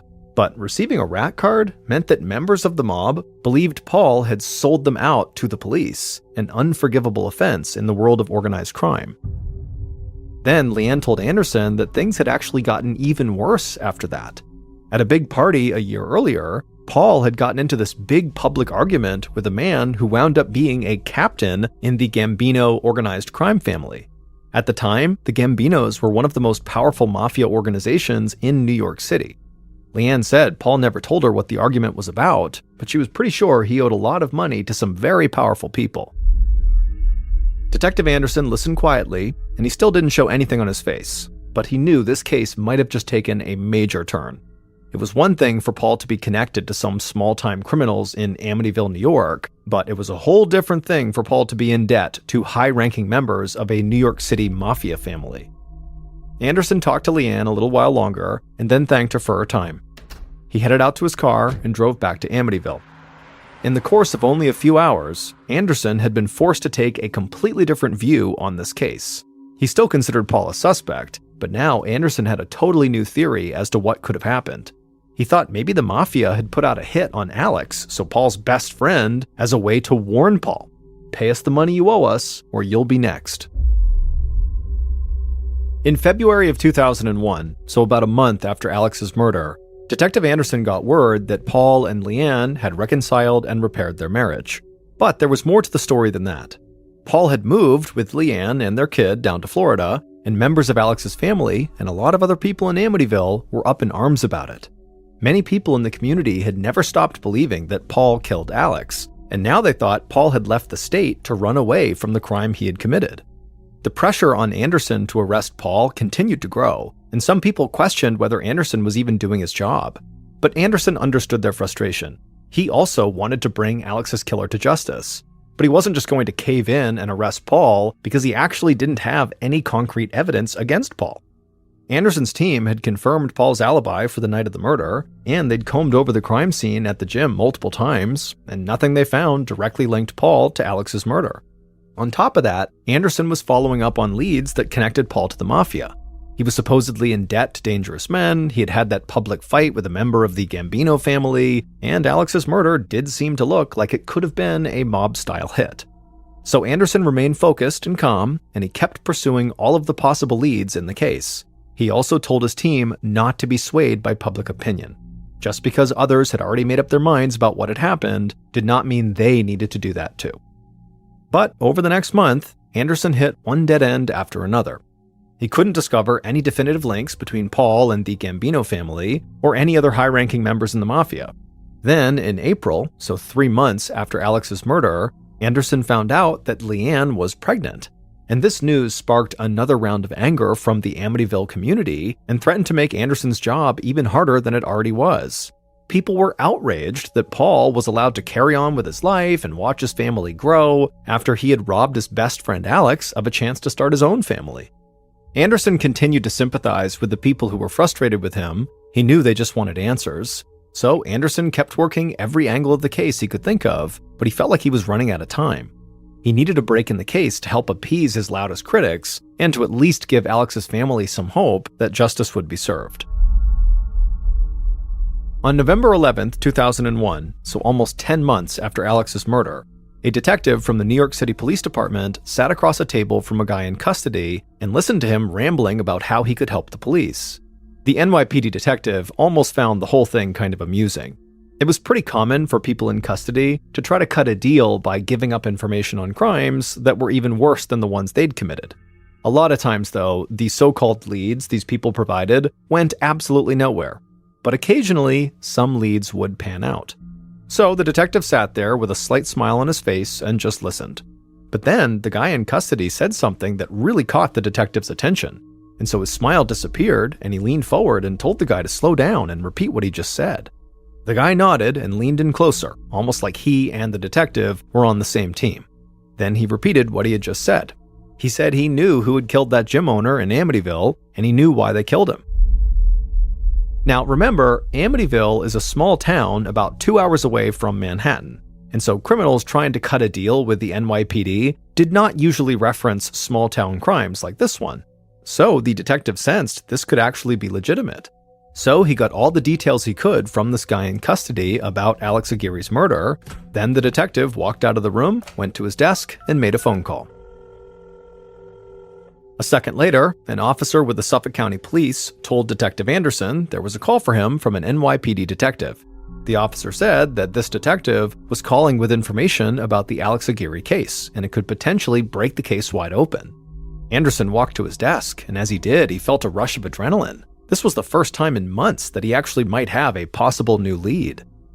On the phone, the NYPD detective told Anderson about the conversation he'd just had with the guy in custody. Both detectives were well aware that desperate people under arrest were not usually the most reliable sources because they basically will do anything to get out of custody, but the NYPD detective thought the information he'd gotten was actually worth passing on. Anderson listened to the detective and scribbled down the name of a man that he needed to track down. Anderson thanked the NYPD detective for his help, and then he quickly rounded up his team and told them they might finally have a major break in the Alex Aguirre case.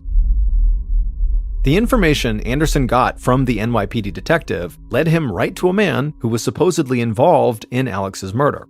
The man was clearly struggling with drug addiction. He seemed jittery and all over the place when he spoke, and he spun a wild story about how and why Alex had been murdered.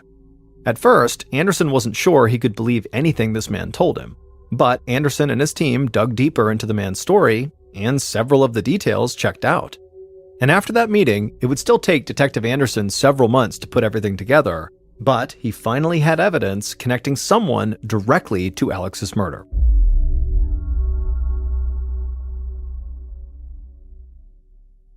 Based on interviews conducted throughout the investigation and evidence found at the scene, here is a reconstruction of what police believe happened on the night of January 17, 2001, when somebody murdered Alex outside of his gym.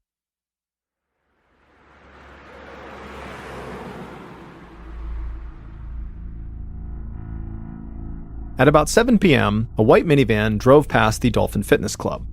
Inside the van were two people. There was the driver and also the killer. And the killer was scanning the area for the perfect spot to stake the place out. Both people inside the van wore zip-up hooded sweatshirts, and the killer rested a .38 caliber pistol on his knee. The killer pointed to an empty parking space on the street that had a clear view of the employee parking lot. So the driver drove around towards the back of the gym, pulled the van into that parking space, and then turned off the engine. Then the driver and the killer kept their eyes fixed on the employee parking lot and made small talk to pass the time. The killer figured it could be hours before they could make their move, but they were willing to wait as long as it took, because this area, this employee parking lot, offered the best place to shoot someone without being seen. The lot was dark, and only a few people ever parked there. The killer checked their gun to make sure it was loaded, then they, along with the driver, just kept on talking and watching the parking lot.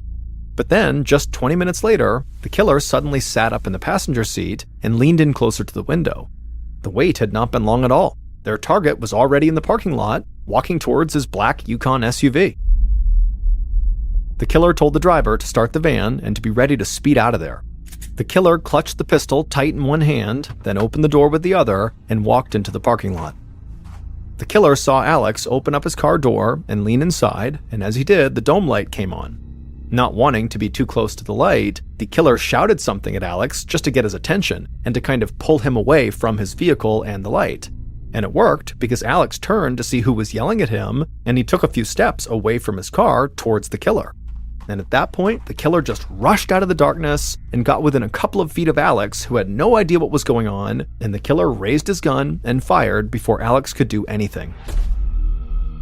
The first bullet hit Alex square in the chest. Then the killer squeezed off 3 more shots, one right after the other. Bullets struck Alex across his upper body, perforating his heart and both of his lungs. Then the killer fired off 1 more shot, which hit Alex in the neck. Alex fell to the ground, covered in blood. At this point, the killer turned and ran back to the white van. The killer never saw Alex pulling himself up and staggering back towards the gym.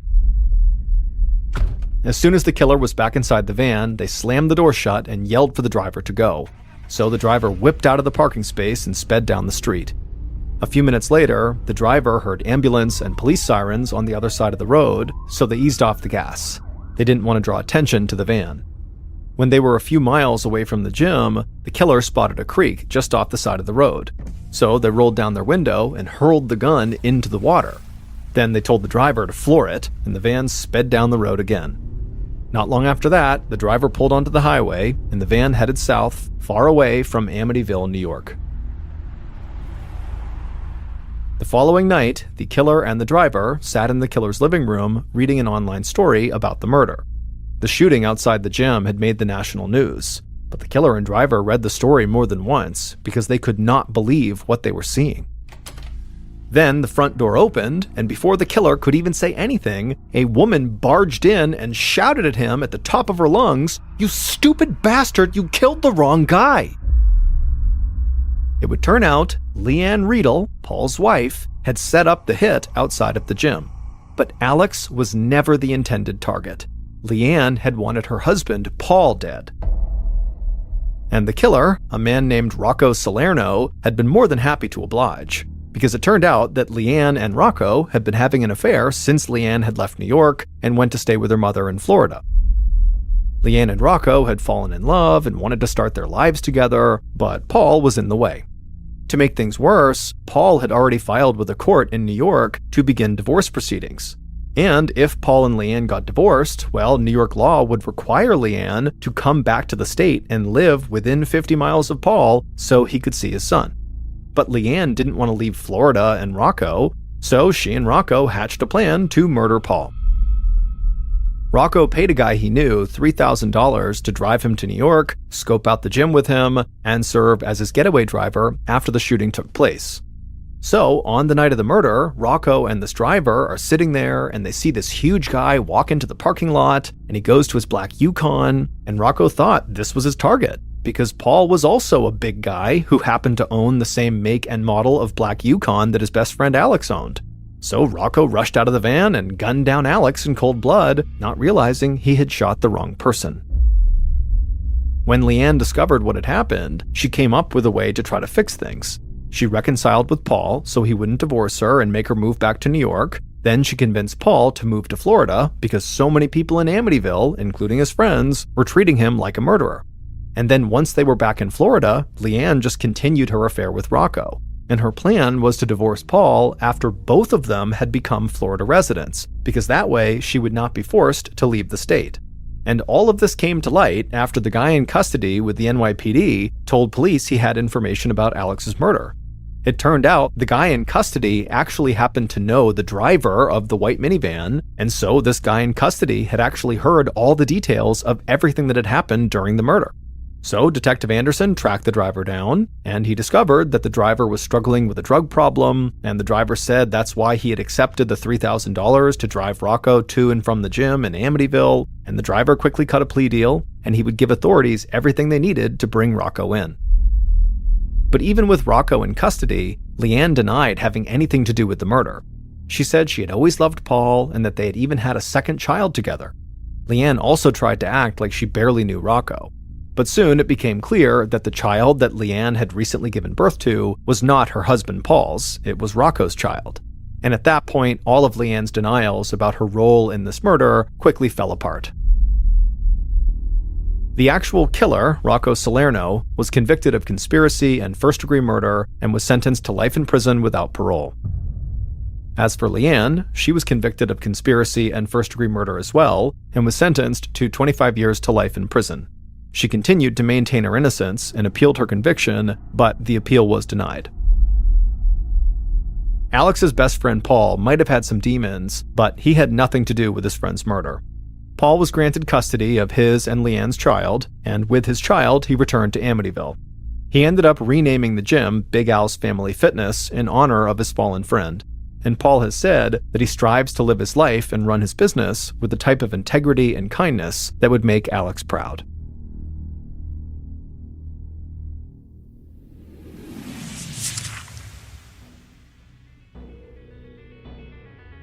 Thank you for listening to the MrBallen podcast. If you enjoyed today's story and you're looking for more bone-chilling content, be sure to check out all of our studio's podcasts. Those are MrBallen's Medical Mysteries, Bedtime Stories, and Run Fool. Just search for Ballen Studios wherever you get your podcasts, and you will find all of them. Also, there are hundreds more stories like the one you listened to today, but in video format on our YouTube channel. And our YouTube channel is just called MrBallen. Go check it out. So that's going to do it. I really appreciate your support. Until next time, see ya.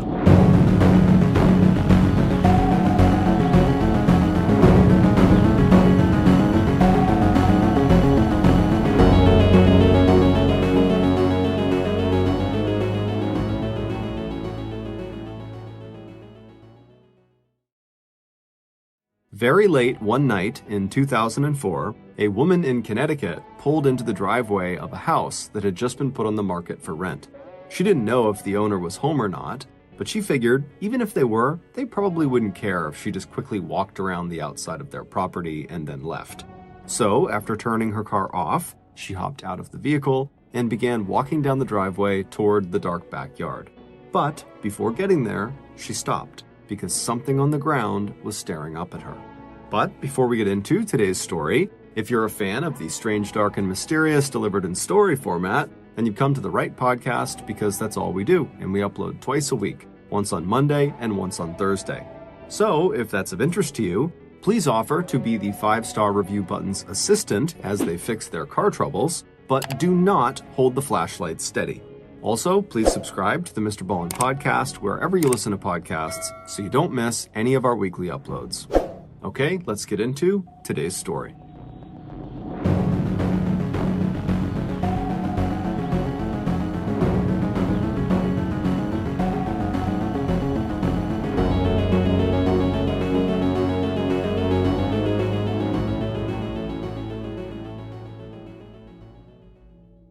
It was early March 2004, and Dr. Eugene Malov was a man who had just received very good news.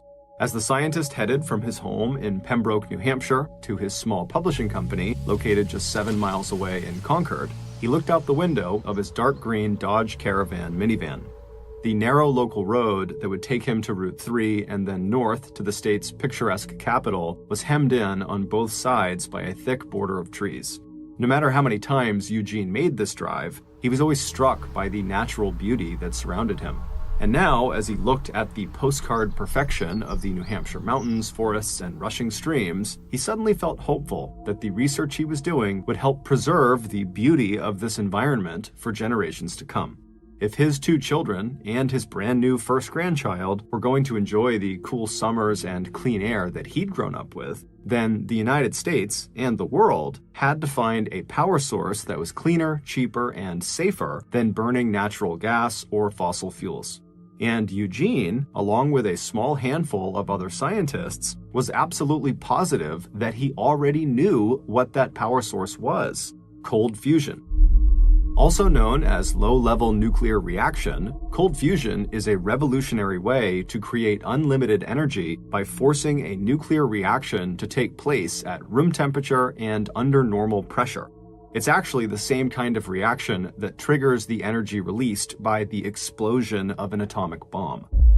The very good news that Eugene had read that morning was in an email from a high-profile science writer saying that the US Department of Energy had finally agreed to review all the research and evidence supporting cold fusion as a viable energy alternative that should be funded and studied at the government level. Although the upcoming review was not yet public knowledge, Eugene knew that the implications were potentially huge, because up to that point, cold fusion was mostly ridiculed as being a foolish idea straight out of a science fiction novel. But now, if the government stamped their approval on cold fusion, it would totally disrupt the world energy production industry, and more specifically, it would cost jobs and money for a lot of people who worked or invested in fossil fuels. The concept of cold fusion had first made public headlines back in 1989 when 2 electrochemists working at the University of Utah claimed to have discovered the chemical process that led to cold fusion. And for a while, it was the breakthrough in energy research that everyone, including Eugene, was buzzing about. But when no one else could replicate the scientists' results, it didn't take long before people began accusing the electrochemists of faking their results, that cold fusion was just a hoax. But over the years, after reviewing all the science and data, Eugene had gone from being a member of the mainstream cold fusion skeptics club to conducting his own experiments and research that convinced him that cold fusion was possible. In fact, as far as Eugene was concerned, cold fusion was not just a theory. It was a scientific certainty that would transform people's lives and save the planet from global warming. And, especially with the US Department of Energy review adding to his credibility, Eugene knew that he had the brilliance and academic pedigree to totally back up his claim that cold fusion was not just a crazy pipe dream.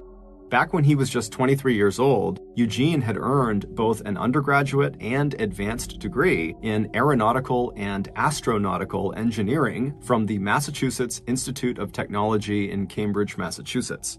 This college, which is known more commonly by its acronym, MIT, is one of the top science universities in the world. 5 years later, he'd graduate from Harvard, another top-ranked university also located in Cambridge, Mass., with a doctorate in environmental health sciences.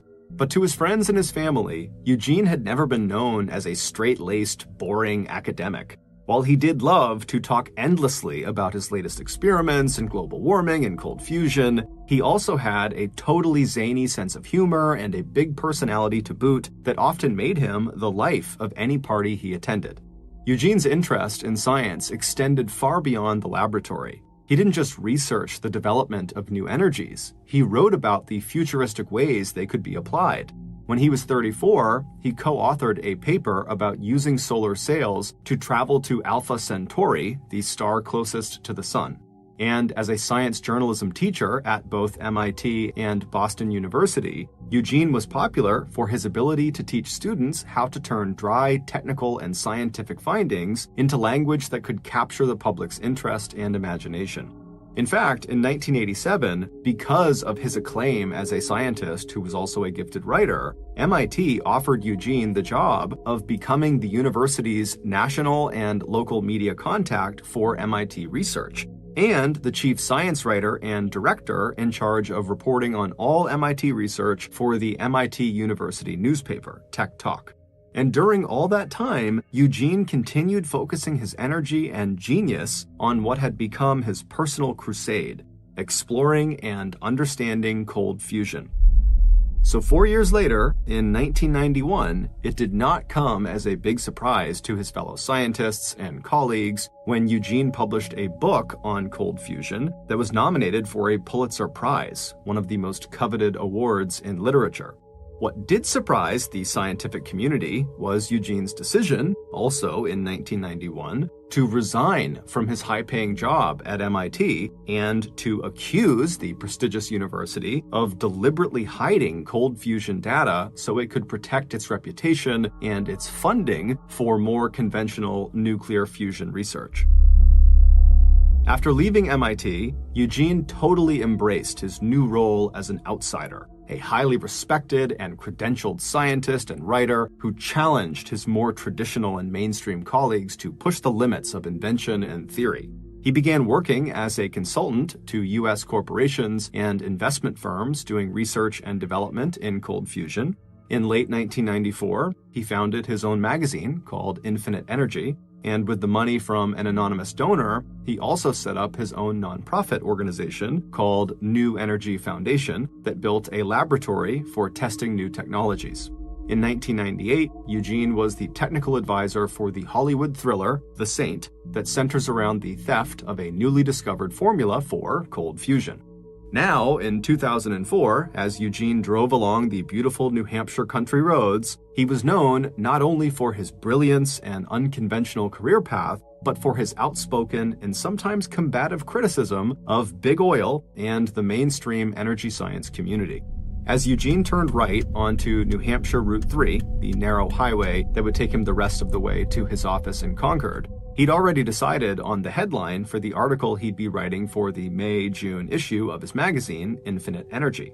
It would read, U.S. Department of Energy commits to re-examine cold fusion, 15 years of evidence for low-energy nuclear reactions. After pulling into a parking space out front of his magazine headquarters, Eugene hopped out of his car and headed inside where he celebrated this victory with his little 4-person staff. Over the next few weeks, Eugene put off everything else in his life so he could work exclusively on the article for the next issue of Infinite Energy. And only when it was finished did he really turn his attention to another, totally separate, personal problem that had been coming to a head over the last several months. Back in the spring of 2003, a little more than 1 year before the review of cold fusion was announced, Eugene's parents were ready to sell their house in Norwich, Connecticut, where Eugene had grown up. Eugene's dad had been a plumber, and his mom had been a math teacher, and then once they retired, they moved away from Norwich. And for more than a year, the white craftsman-style home on Salem Turnpike in the middle of the old mill town in eastern Connecticut had been sitting vacant. But Eugene, who was an only child, had very fond memories of the house with its arched windows and doorway. He'd spent hours when he was young lying out in the backyard of that house, looking up at the stars while he imagined scenes from the hundreds of science fiction books he loved to read. So he persuaded his parents not to sell the property, but to rent it out instead. This way, they could keep the place that held so many happy memories, and Eugene, who said he would manage the property for a small fee, could pull in some much-needed extra income. Ever since Eugene had left his high-paying job at MIT to focus on his magazine and foundation, money had become tight, especially in the last year when his fundraising efforts had fallen short and he'd been forced to shut down the research lab at Infinite Energy and lay off 3 of his lab technicians. Eugene had even gotten his own real estate license to help cover family expenses and keep his magazine afloat, but it still just wasn't really enough. And so this rental property opportunity was a lot more than just nostalgia. This was a big financial opportunity for Eugene and his wife of 34 years, Joanne. So in May of 2003, Eugene's first tenants at his family's home moved in, Patricia and Roy Anderson. And at first, everything was great. Then, in January and February of 2004, the couple missed paying their rent. As a licensed real estate broker, Eugene knew that he could have started eviction proceedings within 2 weeks of non-payment. But Eugene and his parents did not want to just kick the couple and their 26-year-old son off the property unless that was their absolute only option. But after months of sending the tenants dozens of legal notices that rent was due and never hearing a word back, the matter unfortunately went to mediation, which is when a neutral third party steps in and helps the two sides resolve their issues. Eugene and the tenants would eventually work out an agreement that gave the Andersons until mid-April 2004 to move out of the house. And, true to their word, the Andersons would leave on time, and they would move into a new apartment about 20 minutes away. But despite getting the property back, Eugene knew that it was not ready to be rented out again. Soon, he would have to get over there and make some repairs and do some lawn work and remove some belongings that the Andersons appeared to have just left behind. But for now, with the May-June issue of Infinite Energy finally out on the newsstands, Eugene, who had not had a day off in weeks, decided to take a little break from his responsibilities. So he and Joanne arranged to take a short vacation and go to Seattle, Washington to visit their newly born first grandchild. This flexibility was one of the things that Eugene had enjoyed the most since leaving MIT. He missed the big paycheck, but really, Eugene had never been much of a 9-to-5 company man. Still strong and in good shape, with receding but still thick dark hair, a graying beard, and glasses, Eugene threw himself into physical work and social get-togethers with the same energy that he brought to conducting cold fusion experiments in the basement of his New Hampshire home. His wife, Joanne, was just as outgoing and sociable as her husband, so they were both excited about seeing their daughter and son-in-law, meeting the new grandbaby, and exploring the largest city in the Pacific Northwest. And once there, everyone knew that Eugene would spend at least a few hours in various Seattle coffee shops chatting with environmentally conscious hipsters about global warming. Before leaving for Seattle, Eugene had emailed his colleagues in the scientific community about the pending Department of Energy review of cold fusion, and he urged them to make the potential role for cold fusion a key issue in the 2004 presidential campaign that was now underway. It was clear Eugene wanted to rattle a few cages amongst the cold fusion skeptics. After returning a few days later from Seattle, all Eugene really wanted to do was dive right back into his cold fusion research. But before he could do that, he knew he had to head back down to Connecticut and prep the family property so it could be rented out again. So, bright and early on Friday, May 14th, 2004, Eugene put on his khaki work pants and white t-shirt. He hopped into his Dodge Caravan, decorated with cold fusion decals, and made the 2.5-hour drive south to begin the big cleanup. Eugene liked physical work, and he was actually looking forward to getting the property back in shape.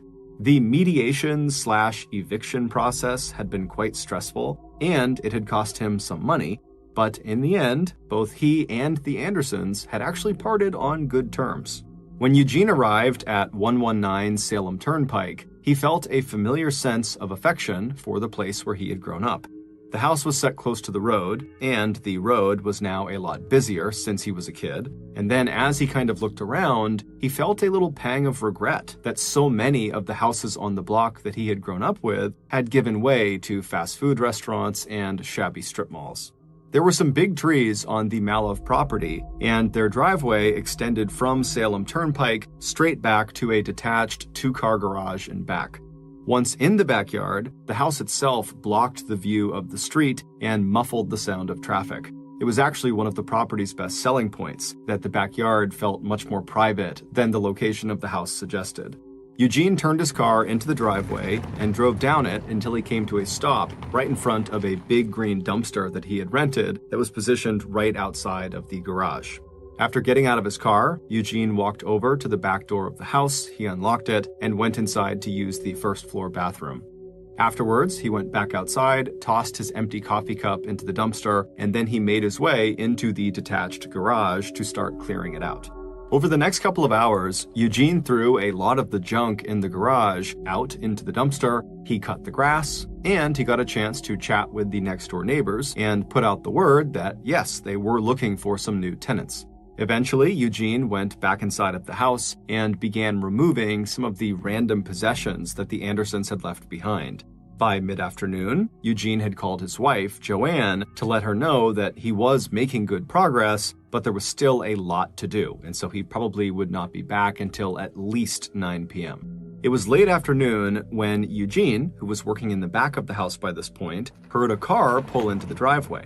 From where he was standing, he couldn't see the car because the house was blocking his view, so he just stopped what he was doing and listened for a second.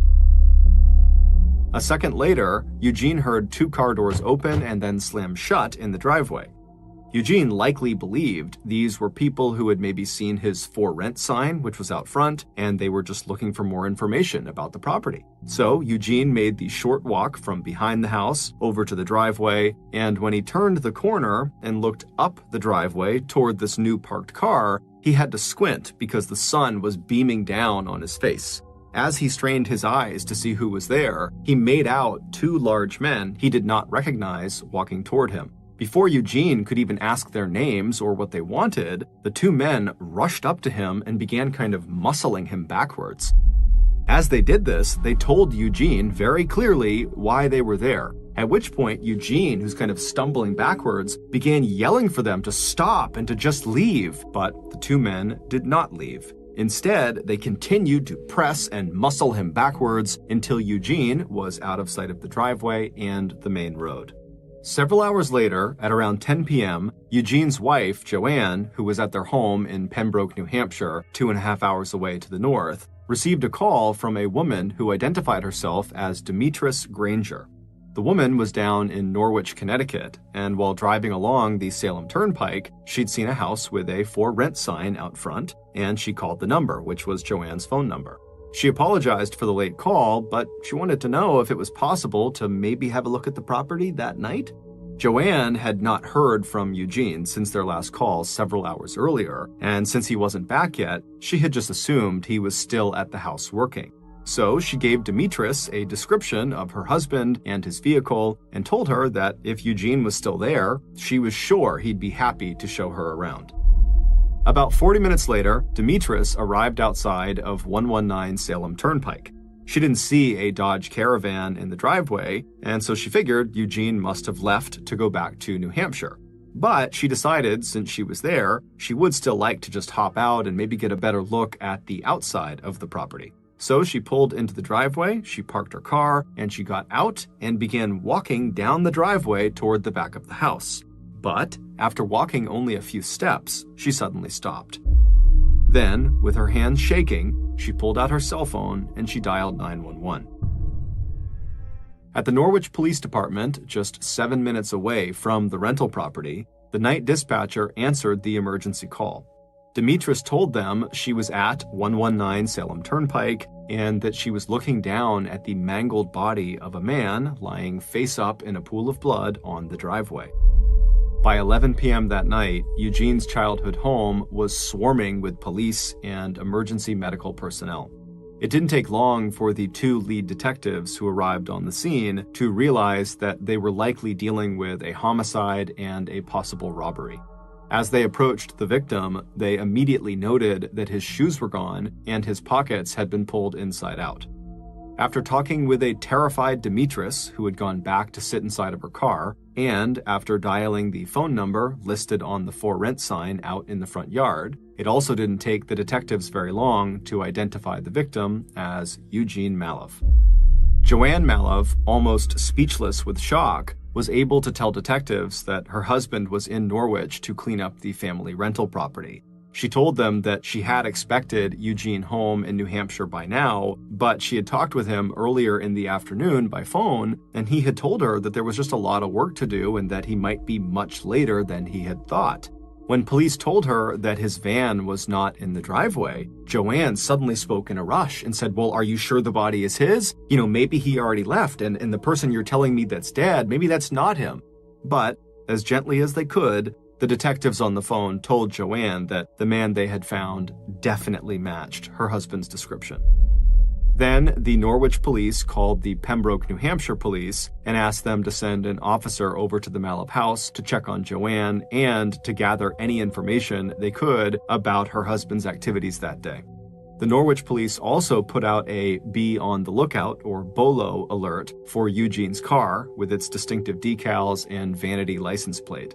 The crime scene itself was a mess, in part because the yard and driveway were covered with fresh grass clippings as well as litter and debris from the ongoing cleanout of the property. Based on everything they saw, the theory the police came up with was that Eugene had been the victim of a robbery and that after killing him, his attacker had taken Eugene's watch and wallet, removed his shoes, and then fled in Eugene's van. Early the next morning, Norwich police got a call from a patrol officer saying he'd discovered Eugene's Dodge Caravan in a commuter parking lot at the Foxwoods Resort and Casino, located 15 minutes away from the site of the murder. A forensic examination of the vehicle showed no signs of any fingerprints on the steering wheel or on the car door handles. The engine and exhaust pipe were cool to the touch when the car was found, so police knew it had not been driven recently and was probably left there immediately after the murder. Security cameras at Foxwoods didn't help either. The night had been cloudy, damp, and hazy, and there was no footage that showed the vehicle or its driver entering the lot or parking the van. The only time frame that the police could come up with for the killing was that it must have happened between early afternoon, when Eugene called Joanne, and 8:30 p.m., which was when a neighbor had noticed that the Dodge Caravan was no longer parked in the driveway. Within 24 hours of the murder, the news that a prominent MIT scientist and cold fusion advocate had been found dead was making local and national headlines. And it didn't take long before the brutal but straightforward robbery-homicide theory got a lot more complicated. Even as police in New Hampshire interviewed Joanne Malov and her 2 children, and police in Norwich started tracking down other persons of interest like the Malovs' former tenants, the science community that studied nuclear and cold fusion, as well as other potentially significant alternatives to fossil fuels, began buzzing with rumors and speculation. And the lead detectives on the Malov case were about to get swept up into a high-stakes world of scientific research and intrigue. As police started interviewing Eugene's colleagues and co-workers, his closest friends in the scientific community hinted to police that not everyone would have wanted Eugene to succeed in his quest to discover the secret of cold fusion and a potentially unlimited source of cheap energy. And based on those rumors, and the fact that Eugene's vehicle had been found several miles away with no fingerprints on it anywhere, people began to speculate that this could have been a professional hit or maybe a revenge killing. And these speculations quickly began to appear in the media, with headlines like, "Were those with financial stakes in the big gas and oil companies trying to stop cold fusion research?"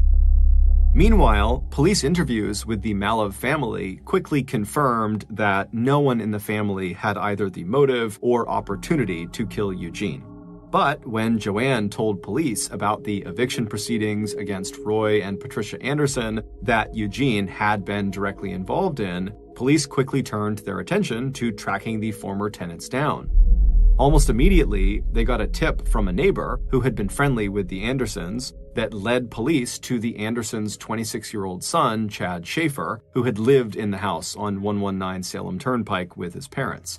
And Chad, who was totally shocked at the news of Eugene being found dead, would tell police that he was not directly involved in the eviction proceedings. That was something that Eugene and his parents handled. But his impression was that his parents and Eugene had ended things on relatively good terms. When asked, Chad told police that he had been at his apartment with his girlfriend and newborn baby on the day of the murder. As for his parents, he didn't know for sure where they had been on the day of the murder, but he believed with relative certainty that they had been at their new house in Montville, Connecticut. So police would go to Roy and Patricia's house in Montville, and the couple would be just as shocked by the news about Eugene as their son was, and they would say they were home on the day that Eugene was killed. And when asked about the eviction, Roy and Patricia's story would match their son's. They said that they had not been happy about being evicted, obviously, but ultimately they had managed to end things on fairly good terms with Eugene and his family. And so after the police left the couple's home, they realized that they had no leads. Everything had turned into a dead end. Everyone had an alibi, and no one knew what happened. But soon, the police would catch a huge break, or so they thought. Within days of Eugene's body being discovered, the police actually arrested 2 men for the murder. The men had been on a drug-fueled burglary spree in the Norwich, Connecticut area at the same time that Eugene was killed, and so they seemed like the perfect suspects. But after being held in jail for 4 years, it would turn out the state's forensic lab had actually mishandled a key piece of evidence, falsely linking the two burglars to the homicide. While the two men would go on to be tried in court for their burglary spree, the state had no choice but to drop the murder charges against them and apologize. But that mistake was much more than just embarrassing for law enforcement. It meant that for the last 4 years that they were focused on the wrong suspects, the police had done nothing for Eugene's murder. They had not investigated anything else. They believed they had their suspects. And so now Eugene's murder was just a cold case. But in November of 2008, which was right after the two wrong suspects were released, the state of Connecticut formed a special cold case task force of state and local law enforcement personnel that began aggressively reinvestigating Eugene's murder. 3 months later, they held a press conference announcing that they were now offering a $50,000 reward to anyone from the public who came forward with information that would lead to Eugene's killer. While the task force declined to give any details about their new investigation, Detective Jim Curtis told reporters that during their first 3 months on the case, they had already come up with at least one very promising lead. The news of the possible lead and the $50,000 reward electrified the scientific community. Even researchers and scientists who had disagreed with Eugene about cold fusion had soon realized that his death had left a huge void inside the field of new energy research. And Eugene's friends and his staff at Infinite Energy, who had managed to keep Eugene's publication afloat even after his death, had not only missed him and his brilliant mind, but they also just wanted answers. Who killed Eugene and why? The big new lead that Detective Curtis had referred to during the press conference related to a particular set of keys. On the night of May 14th, 2004, which was the night Eugene was found, the police would immediately notice that the entire property was covered in grass clippings from when Eugene had cut the grass earlier. There were clippings still clumped up on the grass, the clippings were out on the driveway, they had blown into the garage and out into the street in front, and all the litter and debris that was scattered around the property from the cleanout of the house. That too was covered in grass clippings. But there was a set of keys that had a distinctive plastic tag attached to them that had a picture of the sun on it, as well as the name Brittany on the keychain, that were found near Eugene's body, but these keys did not have a single blade of grass on them. Instead, it looked like they were dropped on top of some loose clippings, meaning they had to have been dropped later in the night, well after Eugene had cut the grass. And so maybe these keys were not Eugene's. Maybe they were the killer's keys, and they had accidentally dropped them during the attack. But despite this very promising lead, the police got nowhere with it. Then, roughly 1 year later, in May 2009, a mother of 3 young children, enticed by the $50,000 reward, walked into the Norwich Police Department and announced that she had information about the Eugene Mallove case. The story she would tell police would not only lead them to discover who owned those distinctive keys, but also her story would completely break the murder case wide open, and it would turn out Eugene's murder had nothing to do with cold fusion. Based on what this woman said and the subsequent police investigation, here is a reconstruction of what really happened to Eugene Mallove on the evening of May 14th, 2004. On the morning of May 14th, 2004, Eugene packed his dark green Dodge Caravan with folded up moving boxes and bags of rags and cleaning supplies, and then he headed south from his home in Pembroke, New Hampshire to his childhood home 2.5 hours south in Norwich, Connecticut. He wished now that he had made more in-person visits to the property since renting it out a year ago to the Andersons, because not only had the Anderson family stopped paying rent, but they had also stopped treating the property with any respect. When they finally moved out after the mediation and the eviction, the place had become a total eyesore in the neighborhood. At one point, there were 2 non-working cars on the front lawn, and even though the Andersons did remove them when they left, they did not remove all the remaining extra car parts and bike parts that were all over the lawn, and there was just lots of trash and other debris basically strewn across the entire property. And to top it all off, Eugene would learn that the Andersons had been subletting out the basement of the house to help pay their $1,000 a month rent, which had resulted in a steady stream of kind of sketchy people coming in and out of the house that also did not treat the property with respect. And so when Eugene arrived at the house that morning, his plan was just to go in there and throw away anything the Andersons had left behind. After parking in the driveway in front of the dumpster, Eugene took a quick bathroom break inside of the house before going back outside into the garage to start throwing away whatever was inside of there.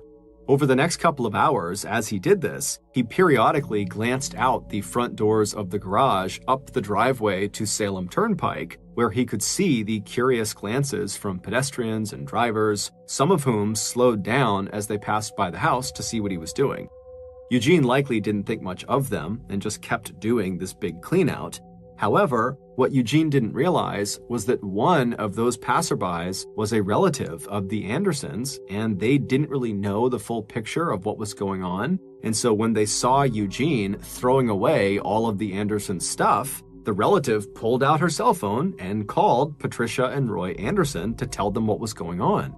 A few minutes later, as Eugene was peacefully going about his work, across town at an apartment on Chestnut Street, Patricia and Roy's son, 26-year-old Chad Schaefer, and his 24-year-old girlfriend, Candace, heard Chad's phone ringing. He picked it up, but before he could even say hello, he heard his mother's angry voice. She had just gotten the word from that relative that Eugene was at their old rental throwing out the Andersons' belongings, and she was furious. She had been telling Chad for weeks to get over there and clean out the rest of their stuff, but clearly he had not done that. And so now she demanded that her son get over there and take care of this situation. Chad initially did not do anything. But as he sat there, he started to think about what he might have accidentally left behind at the property that now might get thrown away. And so eventually he decided he would head over and talk to Eugene. But before he headed over there, he decided he needed help from his cousin, 31-year-old Mizelle Brown, who was well known to Norwich police and who had a past history of drug offenses. Mizelle arrived out front of the Chestnut Street apartment late that afternoon. On his way out the door of his apartment to go out and meet Mizelle out on the road, Chad grabbed his own set of car keys from a hook and stuffed them into his jacket pocket. A few minutes later, the two men were in Mizelle's car, driving over to 119 Salem Turnpike. Once they arrived at the house, they turned into the driveway and they parked behind Eugene's van.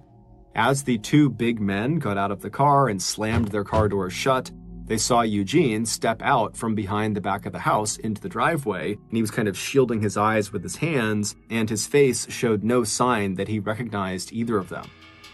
The two men wasted no time and walked right up to Eugene and began crowding into his personal space, kind of forcing him to start stepping backwards. But despite how intimidating this was for Eugene, when Mizelle and Chad told him who they were and that he had to stop throwing their stuff out right now, Eugene was immediately defiant and said, "No, you had your chance to claim your stuff, you didn't, now leave." But instead of leaving, Chad stepped forward and threw the first punch in what would become a violent struggle that left Eugene's blood spattered on the side of his childhood home, on the garden hose lying across the backyard, on the doors of the cars parked in the driveway, and on the side of the green dumpster. When Eugene finally fell to the ground face first, Chad and Mizelle took turns beating him literally into the ground with a metal pipe they found on the floor of the garage. Eventually, the two men stopped and just stood there in silence, sweating and breathing heavily while they stared down at the horrible damage they had inflicted on Eugene. Then, almost like snapping back to reality, the two men looked around them to see if anyone had seen them. But when they looked around, it was quiet, and they noticed that where Eugene had fallen, his body was kind of blocked from view by the dumpster and his van and their car, and so no one could even see him, even if they were looking in their direction. And so the two men, satisfied they were in the clear and that they would not get caught, they just casually hopped back into their car, they backed out of the driveway, and they drove back to the apartment on Chestnut Street. When Chad and Mizelle walked through the front door, Chad's girlfriend, Candace, immediately saw their clothes were covered in blood. But before she could absorb what the two men told her, that they had, quote, beat the shit out of their landlord, the two men told Candace that she now had to come with them and help them make their murder look like a robbery. Candace put her newborn baby in the crib, and then she, Chad, and Moselle left the apartment and returned to 119 Salem Turnpike. But when they got there and they parked in the driveway and approached Eugene's body, Chad and Moselle were stunned to find that Eugene was still alive. He was still breathing.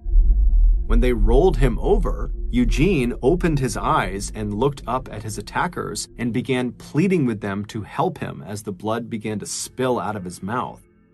As Candace started to back away, Moselle reached out and caught her by the arm and dragged her back to Eugene's body, and Chad pushed the metal pipe they had used earlier to beat Eugene into Candace's hands.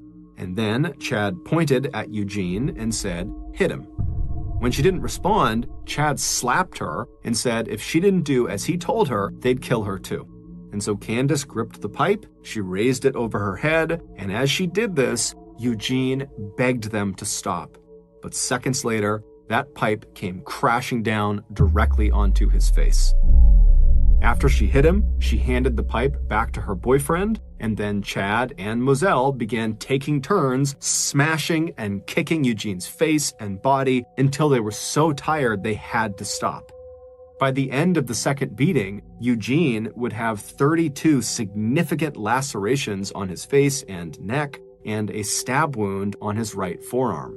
But amazingly, at the end of this second beating, Eugene was actually not dead yet. And so with no more energy to use the metal pipe or to kick him, Moselle Brown, who was a very big guy, just stepped directly onto the front of Eugene's throat and shifted all of his weight to that foot and began digging it into his neck. He would stand there grinding his foot left and right into the scientist's throat, breaking bone and cartilage until finally Eugene stopped squirming and died. After Moselle climbed off of Eugene's neck, the trio staged the scene to look like a robbery, taking Eugene's wallet, wedding band, watch, and digital camera. Then the men gave the keys to Eugene's van to Candace and told her to drive the van to the parking lot at Foxwoods Casino, where Chad's stepfather worked, and to make sure she wiped any of her fingerprints off of the car's steering wheel and door handles. Later that night, after Chad and Moselle picked Candace up at Foxwoods, the three would go back to the Chestnut Street apartment. Before Moselle left, all three of them stripped off their bloody clothes, which Candace bundled into a laundry basket for washing later. Candace stuffed the items they had stolen from Eugene into a box that she shoved into the back of a closet and then later burned. When Norwich police arrived at the Chestnut Street apartment the day after the murder to question Chad about his possible involvement in Eugene's murder, Chad and Candace gave each other alibis, and Chad was highly cooperative, giving police the address of his mom and stepdad. It wouldn't be until later that day that Chad would realize he had dropped his car keys at the scene of the crime. Those were the distinctive keys with the plastic tag and the name Brittany on the keychain that the cold case task force had zeroed in on for not having grass clippings on them. The name Brittany was the name of Chad's daughter from an earlier relationship with an ex-girlfriend. In 2009, when billboards went up around Norwich advertising a $50,000 reward for any information that led to Eugene Mallop's killer, Candace's good friend, Jill Sebastian, suddenly felt inclined to talk. So she was the woman who had gone into the Norwich police station and said she had information about the murder. It would turn out Jill had seen that bundle of bloody clothes at Candace's apartment around the time of the murder.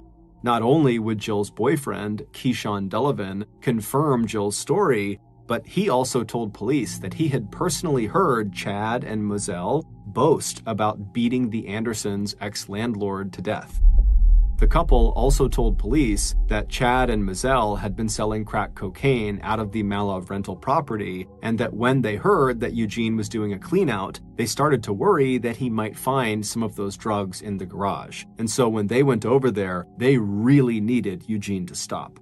Once police brought Candace in for questioning and offered her a plea deal in exchange for her cooperation, Candace would identify the keys found at the crime scene as belonging to Chad. She also described Mizell's involvement, as well as the role she herself had played in the murder.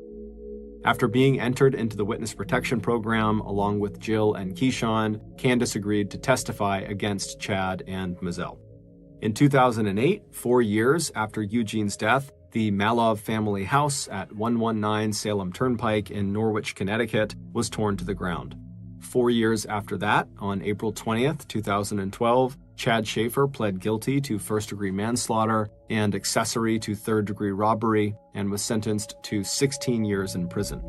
2.5 years after that, on October 24th, 2014, Mizell Brown was sentenced to 58 years in prison, and about 7 months after that, on May 27th, 2015, Candace Foster, who served 4 years and 10 months in prison while awaiting trial, pled guilty to hindering prosecution and tampering with evidence and was sentenced to 5 years probation. Back in December of 2004, 7 months after Eugene was killed, the Department of Energy would finally release its report on their review of cold fusion research. While they stopped short of endorsing cold fusion as a viable energy source, they did recommend that funding agencies should entertain individual, well-designed proposals for experiments involving cold fusion. According to a close colleague of Eugene Malov, while the report certainly fell short of what Eugene expected, the colleague believes Eugene still would have welcomed even the smallest steps along a new scientific path into the future.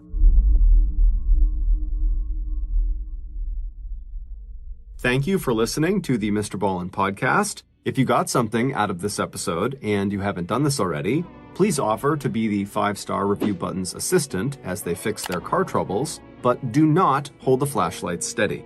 Also, please subscribe to the MrBallen podcast on Spotify, Apple Podcasts, Amazon, Google, and anywhere else you get your podcasts. This podcast airs every Monday and Thursday morning, but in the meantime, you can always watch one of the hundreds of stories I have posted on my YouTube channel, which is just called MrBallen. If you want to get in touch with me, please follow me on any major social media platform and then send me a direct message. My username is just @MrBallen, and I really do read the majority of my DMs. Lastly, we have some really cool merchandise, so head on over to shopmrballen.com to have a look. So that's going to do it. I really appreciate your support. Until next time, see ya.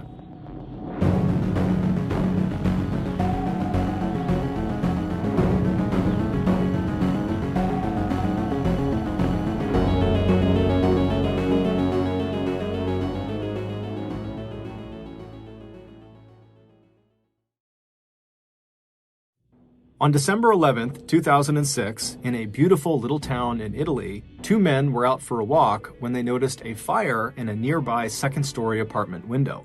They quickly ran up the outside stairs to get to this apartment, but when they reached the open front door and looked inside, they froze. What they saw was nothing short of a nightmare. Today's story is about something called the Erba Massacre, and it is extremely graphic, extremely upsetting, and it involves harm to a child. So listener discretion is advised. But before we get into today's story, if you're a fan of the strange, dark, and mysterious delivered in story format, then you've come to the right podcast because that's all we do, and we upload twice a week, once on Monday and once on Thursday. So, if that's of interest to you, please offer to wash the 5-star review button sheets, but instead use them as beach blankets and then give them back. Also, please subscribe to the MrBallen podcast wherever you listen to podcasts so you don't miss any of our weekly uploads. Okay, let's get into today's story.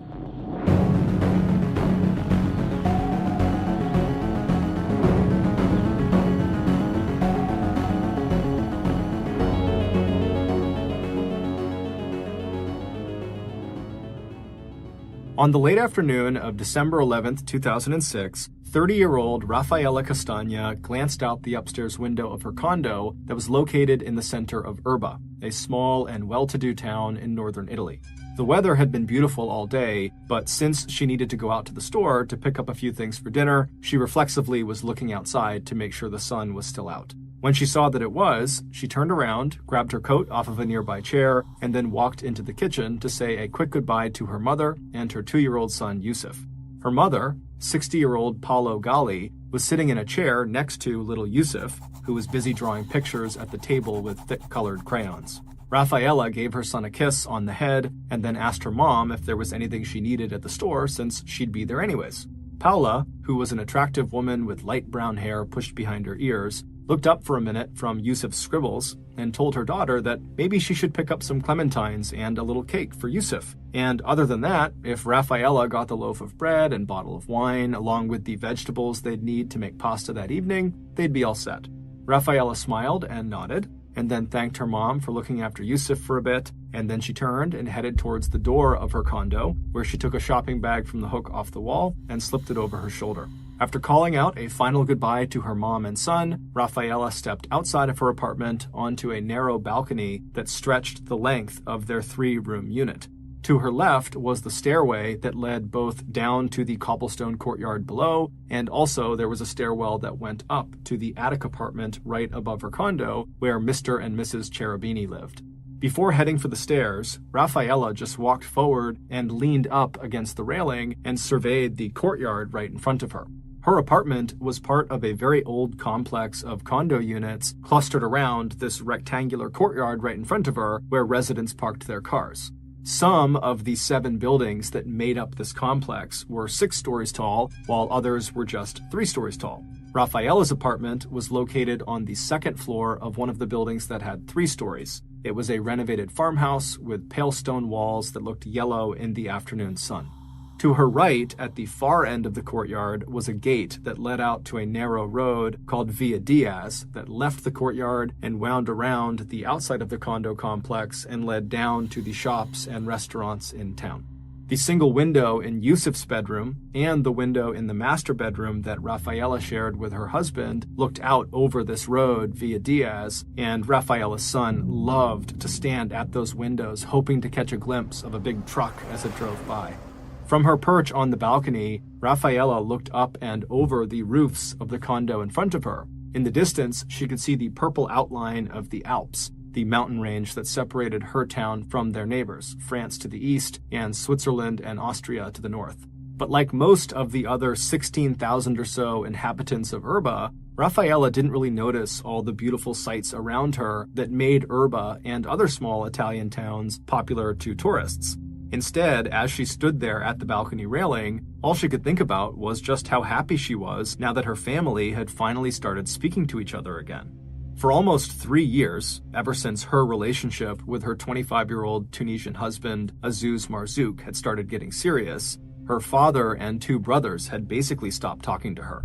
Rafaela had always been more rebellious than her 2 brothers, and her family, who were all devout Catholics, had not been happy when she converted to Islam and married Azouz. But when Yusuf was born, Rafaela's mother saw just how much Azouz cared for the little boy, and it changed her mind about him. And in time, she fully accepted her daughter's life decisions, and from that point onward, she did her best to be the most supportive grandmother she could possibly be.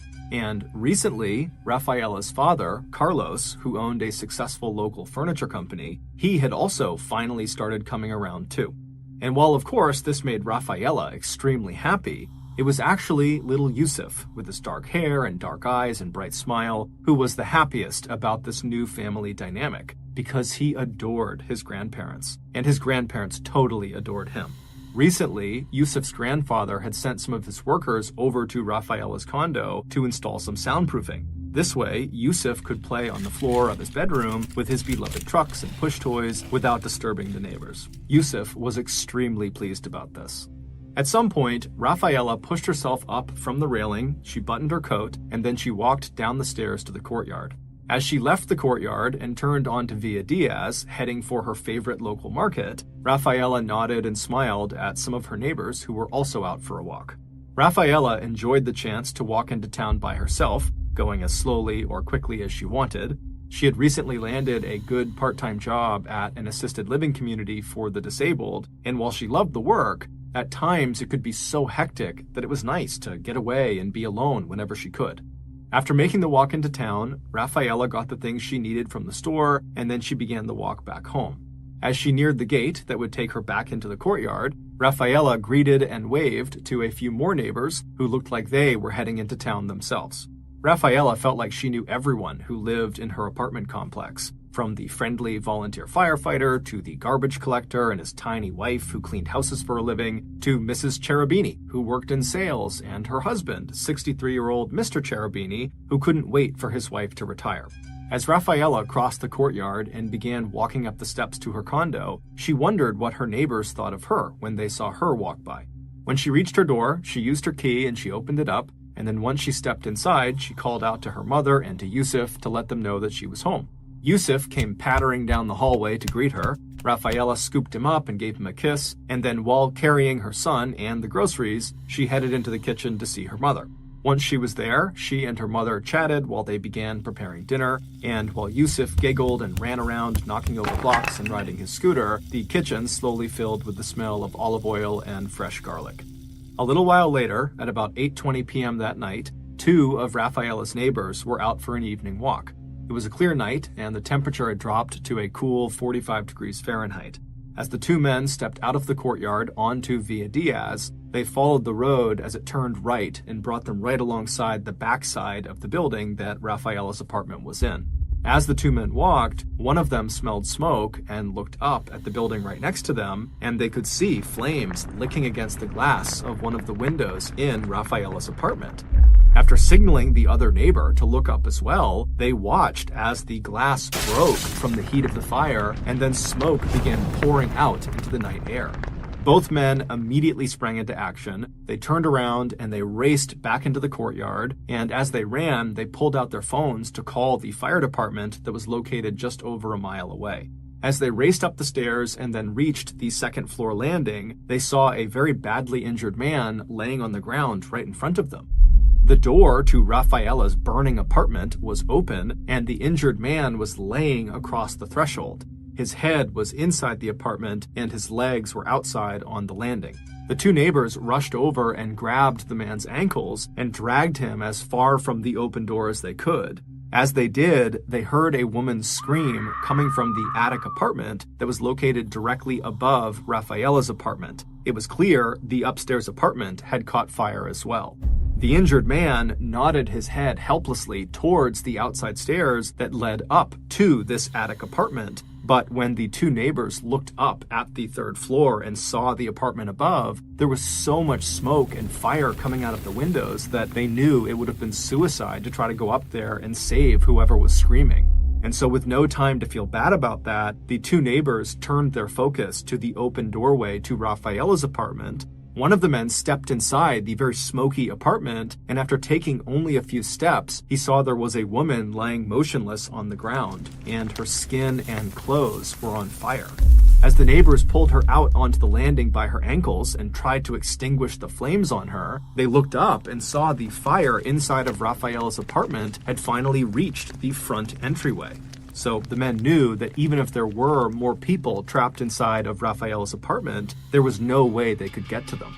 By the time the fire department arrived just minutes later, the terrible screaming in the attic apartment had stopped, and the two neighbors, who were now coughing and filthy, could see that the woman they had pulled from the apartment who had been on fire was 30-year-old Rafaela Castagna, and she was dead. As the firefighters and emergency medical personnel took over, the two neighbors who had done their best to save the people in the fire stumbled back down the stairs and out into the courtyard, shocked and horrified by what they had just seen and experienced. Meanwhile, both the courtyard and the street running alongside the back of the condo Via Diaz were filling up with neighbors and curious bystanders. Some were taking pictures with their phones, but most just stared upward at the firefighters climbing up the ladder truck, trying to make their way into the burning apartment. Once the fire was finally out, medical personnel and police went inside to see if anyone else had been in there, and unfortunately there had been. One by one, 3 more bodies were brought outside. The first was Rafaela's mother, Paula, who had been found halfway down the hallway that connected the entrance of the condo to the kitchen and living area. The second was the Castagna's 55-year-old neighbor, Mrs. Cherubini, who had been the woman screaming in the attic apartment. And the third and final stretcher that came out carried the small body of Rafaela's 2-year-old son, Yusuf. The only survivor, Mr. Cherubini, who had been pulled out onto the landing by the two men who first reported the blaze, he had been rushed to the hospital in the nearby city of Como, and it was unclear if he was going to survive. Late on the night of the fire, Rafaela's father learned the terrible news. In a voice so choked with tears that you could barely understand what he was saying, Carlos called Rafaela's two brothers and told them, "Your mother and sister and Yusuf, their neighbor, Mrs. Cherubini, they're dead. All four of them are dead." After the four bodies were loaded into ambulances and taken to the medical examiner's office, where a doctor would perform autopsies to determine the cause of death, police tried unsuccessfully to disperse the crowd of spectators in the courtyard and out on the road on the other side of the condo. So instead, police just used yellow tape to set up a clear perimeter around the burned-out apartment to at least keep people at a distance.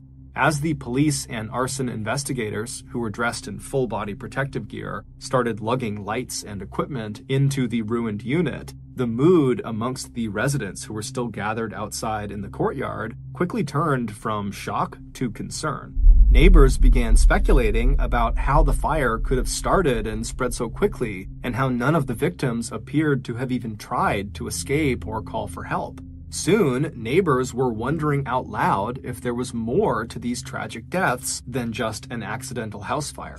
But the police and other authority figures who were on scene were not speculating, and the two neighbors who had been first on the scene and who might have been able to give the residents more information, they were not there to answer any questions either, because they had gone to the police station to tell law enforcement what they had seen. But within 72 hours, the worst fears of the Castañas neighbors were confirmed. The initial investigation by police and arson inspectors, along with an examination of the four bodies, revealed that the victims had actually been murdered and that the apartment had been set on fire to cover up evidence of what the Italian press had dubbed the Erba massacre. In the initial police reconstruction of the crime, Mr. and Mrs. Cherubini, the Castañas neighbors who lived above them in the attic apartment, they had likely smelled smoke and had rushed down the outside stairs from their apartment to the Castañas to see if something was wrong. But once they reached that second-floor landing, the Cherubinis must have stumbled into the perpetrator who had just killed Rafaela, her mother, and Yusuf and set the fire and was now trying to flee. And so the murderer must have seen the Cherubinis and attacked, first striking Mr. Cherubini down, leaving him for dead in the doorway, and then chasing Mrs. Cherubini back up the stairs into her attic apartment, where the murderer attacked her too, leaving her trapped and incapacitated before the fire killed her. Given that the first body found inside of Rafaela's apartment was Rafaela, and that the door did not show any signs of a forced entry, police suspected that Rafaela must have recognized the perpetrator and opened the door for them.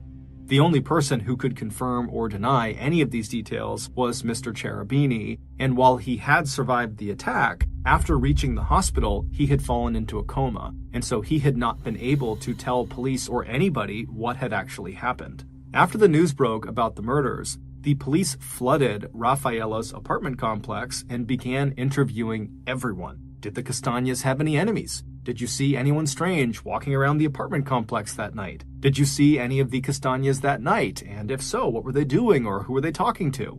But even as investigators carried out these constant interviews with neighbors and continued sifting through all of the evidence in the burned-out apartment for clues to the killer's identity, the investigators' real attention was actually focused on Rafaela's husband, Azus. He had not been home at the time of the fire, and his whereabouts were unknown. Police weren't the only ones to suspect Azus. As everyone in Erba seemed to know, Rafaela's husband had only recently been released from prison that year under a mass pardon by the government. Azus had been serving time for dealing drugs, and so the investigators and people in Erba were suspicious that his drug ties may have had something to do with the murders. And the Italian media seemed to think the same thing. And so they quickly began running these stories that more or less declared that Azus was either involved in the murders or that he was the murderer. But it would turn out Azus had a rock-solid alibi. Within a few days of the murders, Azus arrived back in Erba from his parents' home in Tunisia, where he said he had been visiting at the time of the murders. He said as soon as he heard that his family had been killed, he jumped on a plane and headed back to Italy. But even with this rock-solid alibi, the police still felt like Azouz could be a suspect, but without any evidence to support this theory, they did have to start looking elsewhere. So without any other leads to chase down, investigators again turned to the Castagnas' neighbors in hopes of finding any new information that could help them solve this case, which by now had become a major national media sensation. And when the police went back, for the most part, people had really nice things to say about the Castagnas. But as police dug deeper and deeper and asked people more and more questions, they eventually started hearing about a feud that the Castagnas had with their next-door neighbors, Olindo and his wife, Rosa. Olindo was a large, awkward, and shy man who left early each day for his job as a garbage collector, and Rosa was a tiny, dark-haired woman whose house-cleaning services were very much in demand. Now, when the police learned that this potential feud the Castagnas had was with Olindo and Rosa, they almost didn't follow up because they had already spoken to this totally unassuming, quiet couple, and they learned that they were gone at the time of the fire and whenever the murders happened, and like everyone else, they had seemed very upset about what happened to the Castagnas, and whatever issues they had with the Castagnas had to be fairly minor. But at this point, the police had so little to go on, they decided they would follow up, and they would ask the middle-aged couple to come into the station for another round of questioning. And so the couple happily agreed, and before long they were sitting in a room at the station, ready to talk about whatever the police wanted. And over the course of the subsequent conversation, this couple would tell a truly unbelievable story that would not only shock the police, it would shock the world. Based on their story and on subsequent evidence and testimony that their story helped uncover, the police were able to piece together almost exactly what happened to the victims. On December 11th, so the night of the attack, just before 8 p.m., which was a couple of hours after Rafaela had returned from the market and had made dinner with her mother while Yusuf played on the floor around them, two people walked up the outdoor flight of stairs that led to the second-floor landing where Rafaela's apartment was. To understand what happens next, you need to have an understanding of the layout of Rafaela's apartment. Once you step through the front door and you go into the apartment, you would be standing in the middle of a hallway that stretched out to the left and to the right. The longer part of the hallway ran off to the left towards the combination kitchen and the living room area at the far end of the unit. Between the front door and the living room kitchen area, there was another doorway on the right side of the hall that led into Yusuf's little bedroom. If you turned right when you first walked into the hallway after coming into the apartment, you would almost immediately come to a closed door that led into the master bedroom. At exactly 8 p.m., the two people got off the stairs on the second-floor landing and came to a stop directly in front of Rafaela's apartment door. Once there, they each reached down and touched the outside of their coat pockets, confirming that what was supposed to be in there was still there. Then they each pulled rubber gloves from those pockets and spent a few moments pulling first one set of gloves onto each of their hands and then a second set. Once they were ready, one of these two people rang the doorbell, and then they both leaned forward a few inches, straining to hear the sound of footsteps coming towards the door so they would be prepared for when it opened. Less than a minute later, they heard Rafaela's voice on the other side of the door asking who was there. One of the two people out on the landing calmly identified themselves and gave their reason for being there. After just a moment's hesitation, Rafaela opened the door. Instantly, one of the two people on the balcony, who were the attackers, pulled a heavy metal bar with a sharpened tip out of their jacket pocket. They lunged forward and they delivered a savage blow to Rafaela's head. As soon as Rafaela fell to the floor, her attacker reached into their jacket pocket and pulled out a sharp kitchen knife. Then they rushed forward until they were standing directly over Rafaela, and they reached down and they slit her throat from ear to ear. As Rafaela grasped at her neck, trying to stop the blood that was now pouring out of her, her attacker proceeded to stab her 11 more times. After this, the two attackers stepped over Rafaela's body, and then they turned left and began walking down the long hallway toward the kitchen and living area. As they pushed aside a child's scooter and toy trucks, they came face to face with Rafaela's 60-year-old mother. Paula had left the living room couch where she was sitting next to her grandson and was calling out in a panicked voice to her daughter, asking what was going on. Without hesitation, the same attacker who had just savagely attacked Rafaela raised the same sharpened metal bar and swung it at Paula's head. But the grandmother put up a fight, raising her arms to shield herself from this blow before pushing the attackers as hard as she could back down the hallway. However, the two attackers eventually overpowered Paula and they knocked her to the floor. And as soon as she hit the ground, one of the attackers leaned down and made a deep slash across the woman's throat. At the same time that was happening, the other attacker stepped past Rafaela's mother and headed into the small living area where 2-year-old Yusuf, still dressed in his trousers, socks, and a brightly patterned top, sat too terrified to make a sound alone on the small sofa. He watched as his murderer walked up to him, leaned forward, and with their weapon held in their left hand, they grabbed his shoulder, and then a moment later, they slid the point of the knife into the little boy's throat. With the entire family either dead or dying, the attackers turned and began walking back down the hallway back towards the front door. On their way, they poured lighter fluid on Paula and her daughter Rafaela. They also sprayed lighter fluid all over Yusuf's bedroom and the master bedroom. Then the attackers lit 3 separate fires around the apartment before heading for the front door.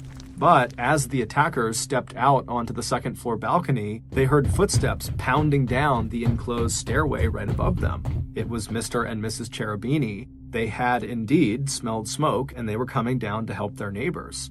Taken by surprise, the attackers responded with immediate savage force.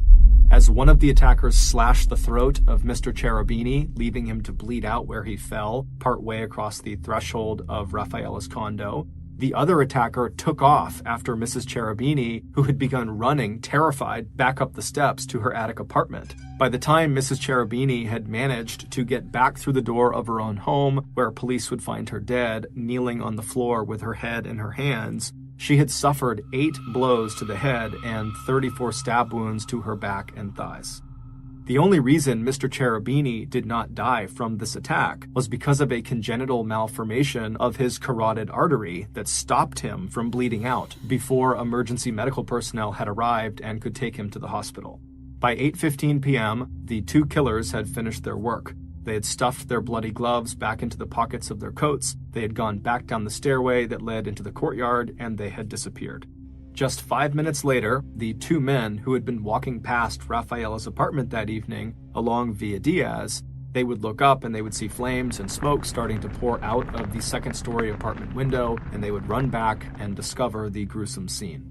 The reason Olindo and Rosa's story was so shocking to police, and the reason it filled in all of these gaps about what happened, was because their story was actually just a detailed confession. The shy garbage collector and his tiny wife, who was obsessed with quiet and cleanliness, were the killers.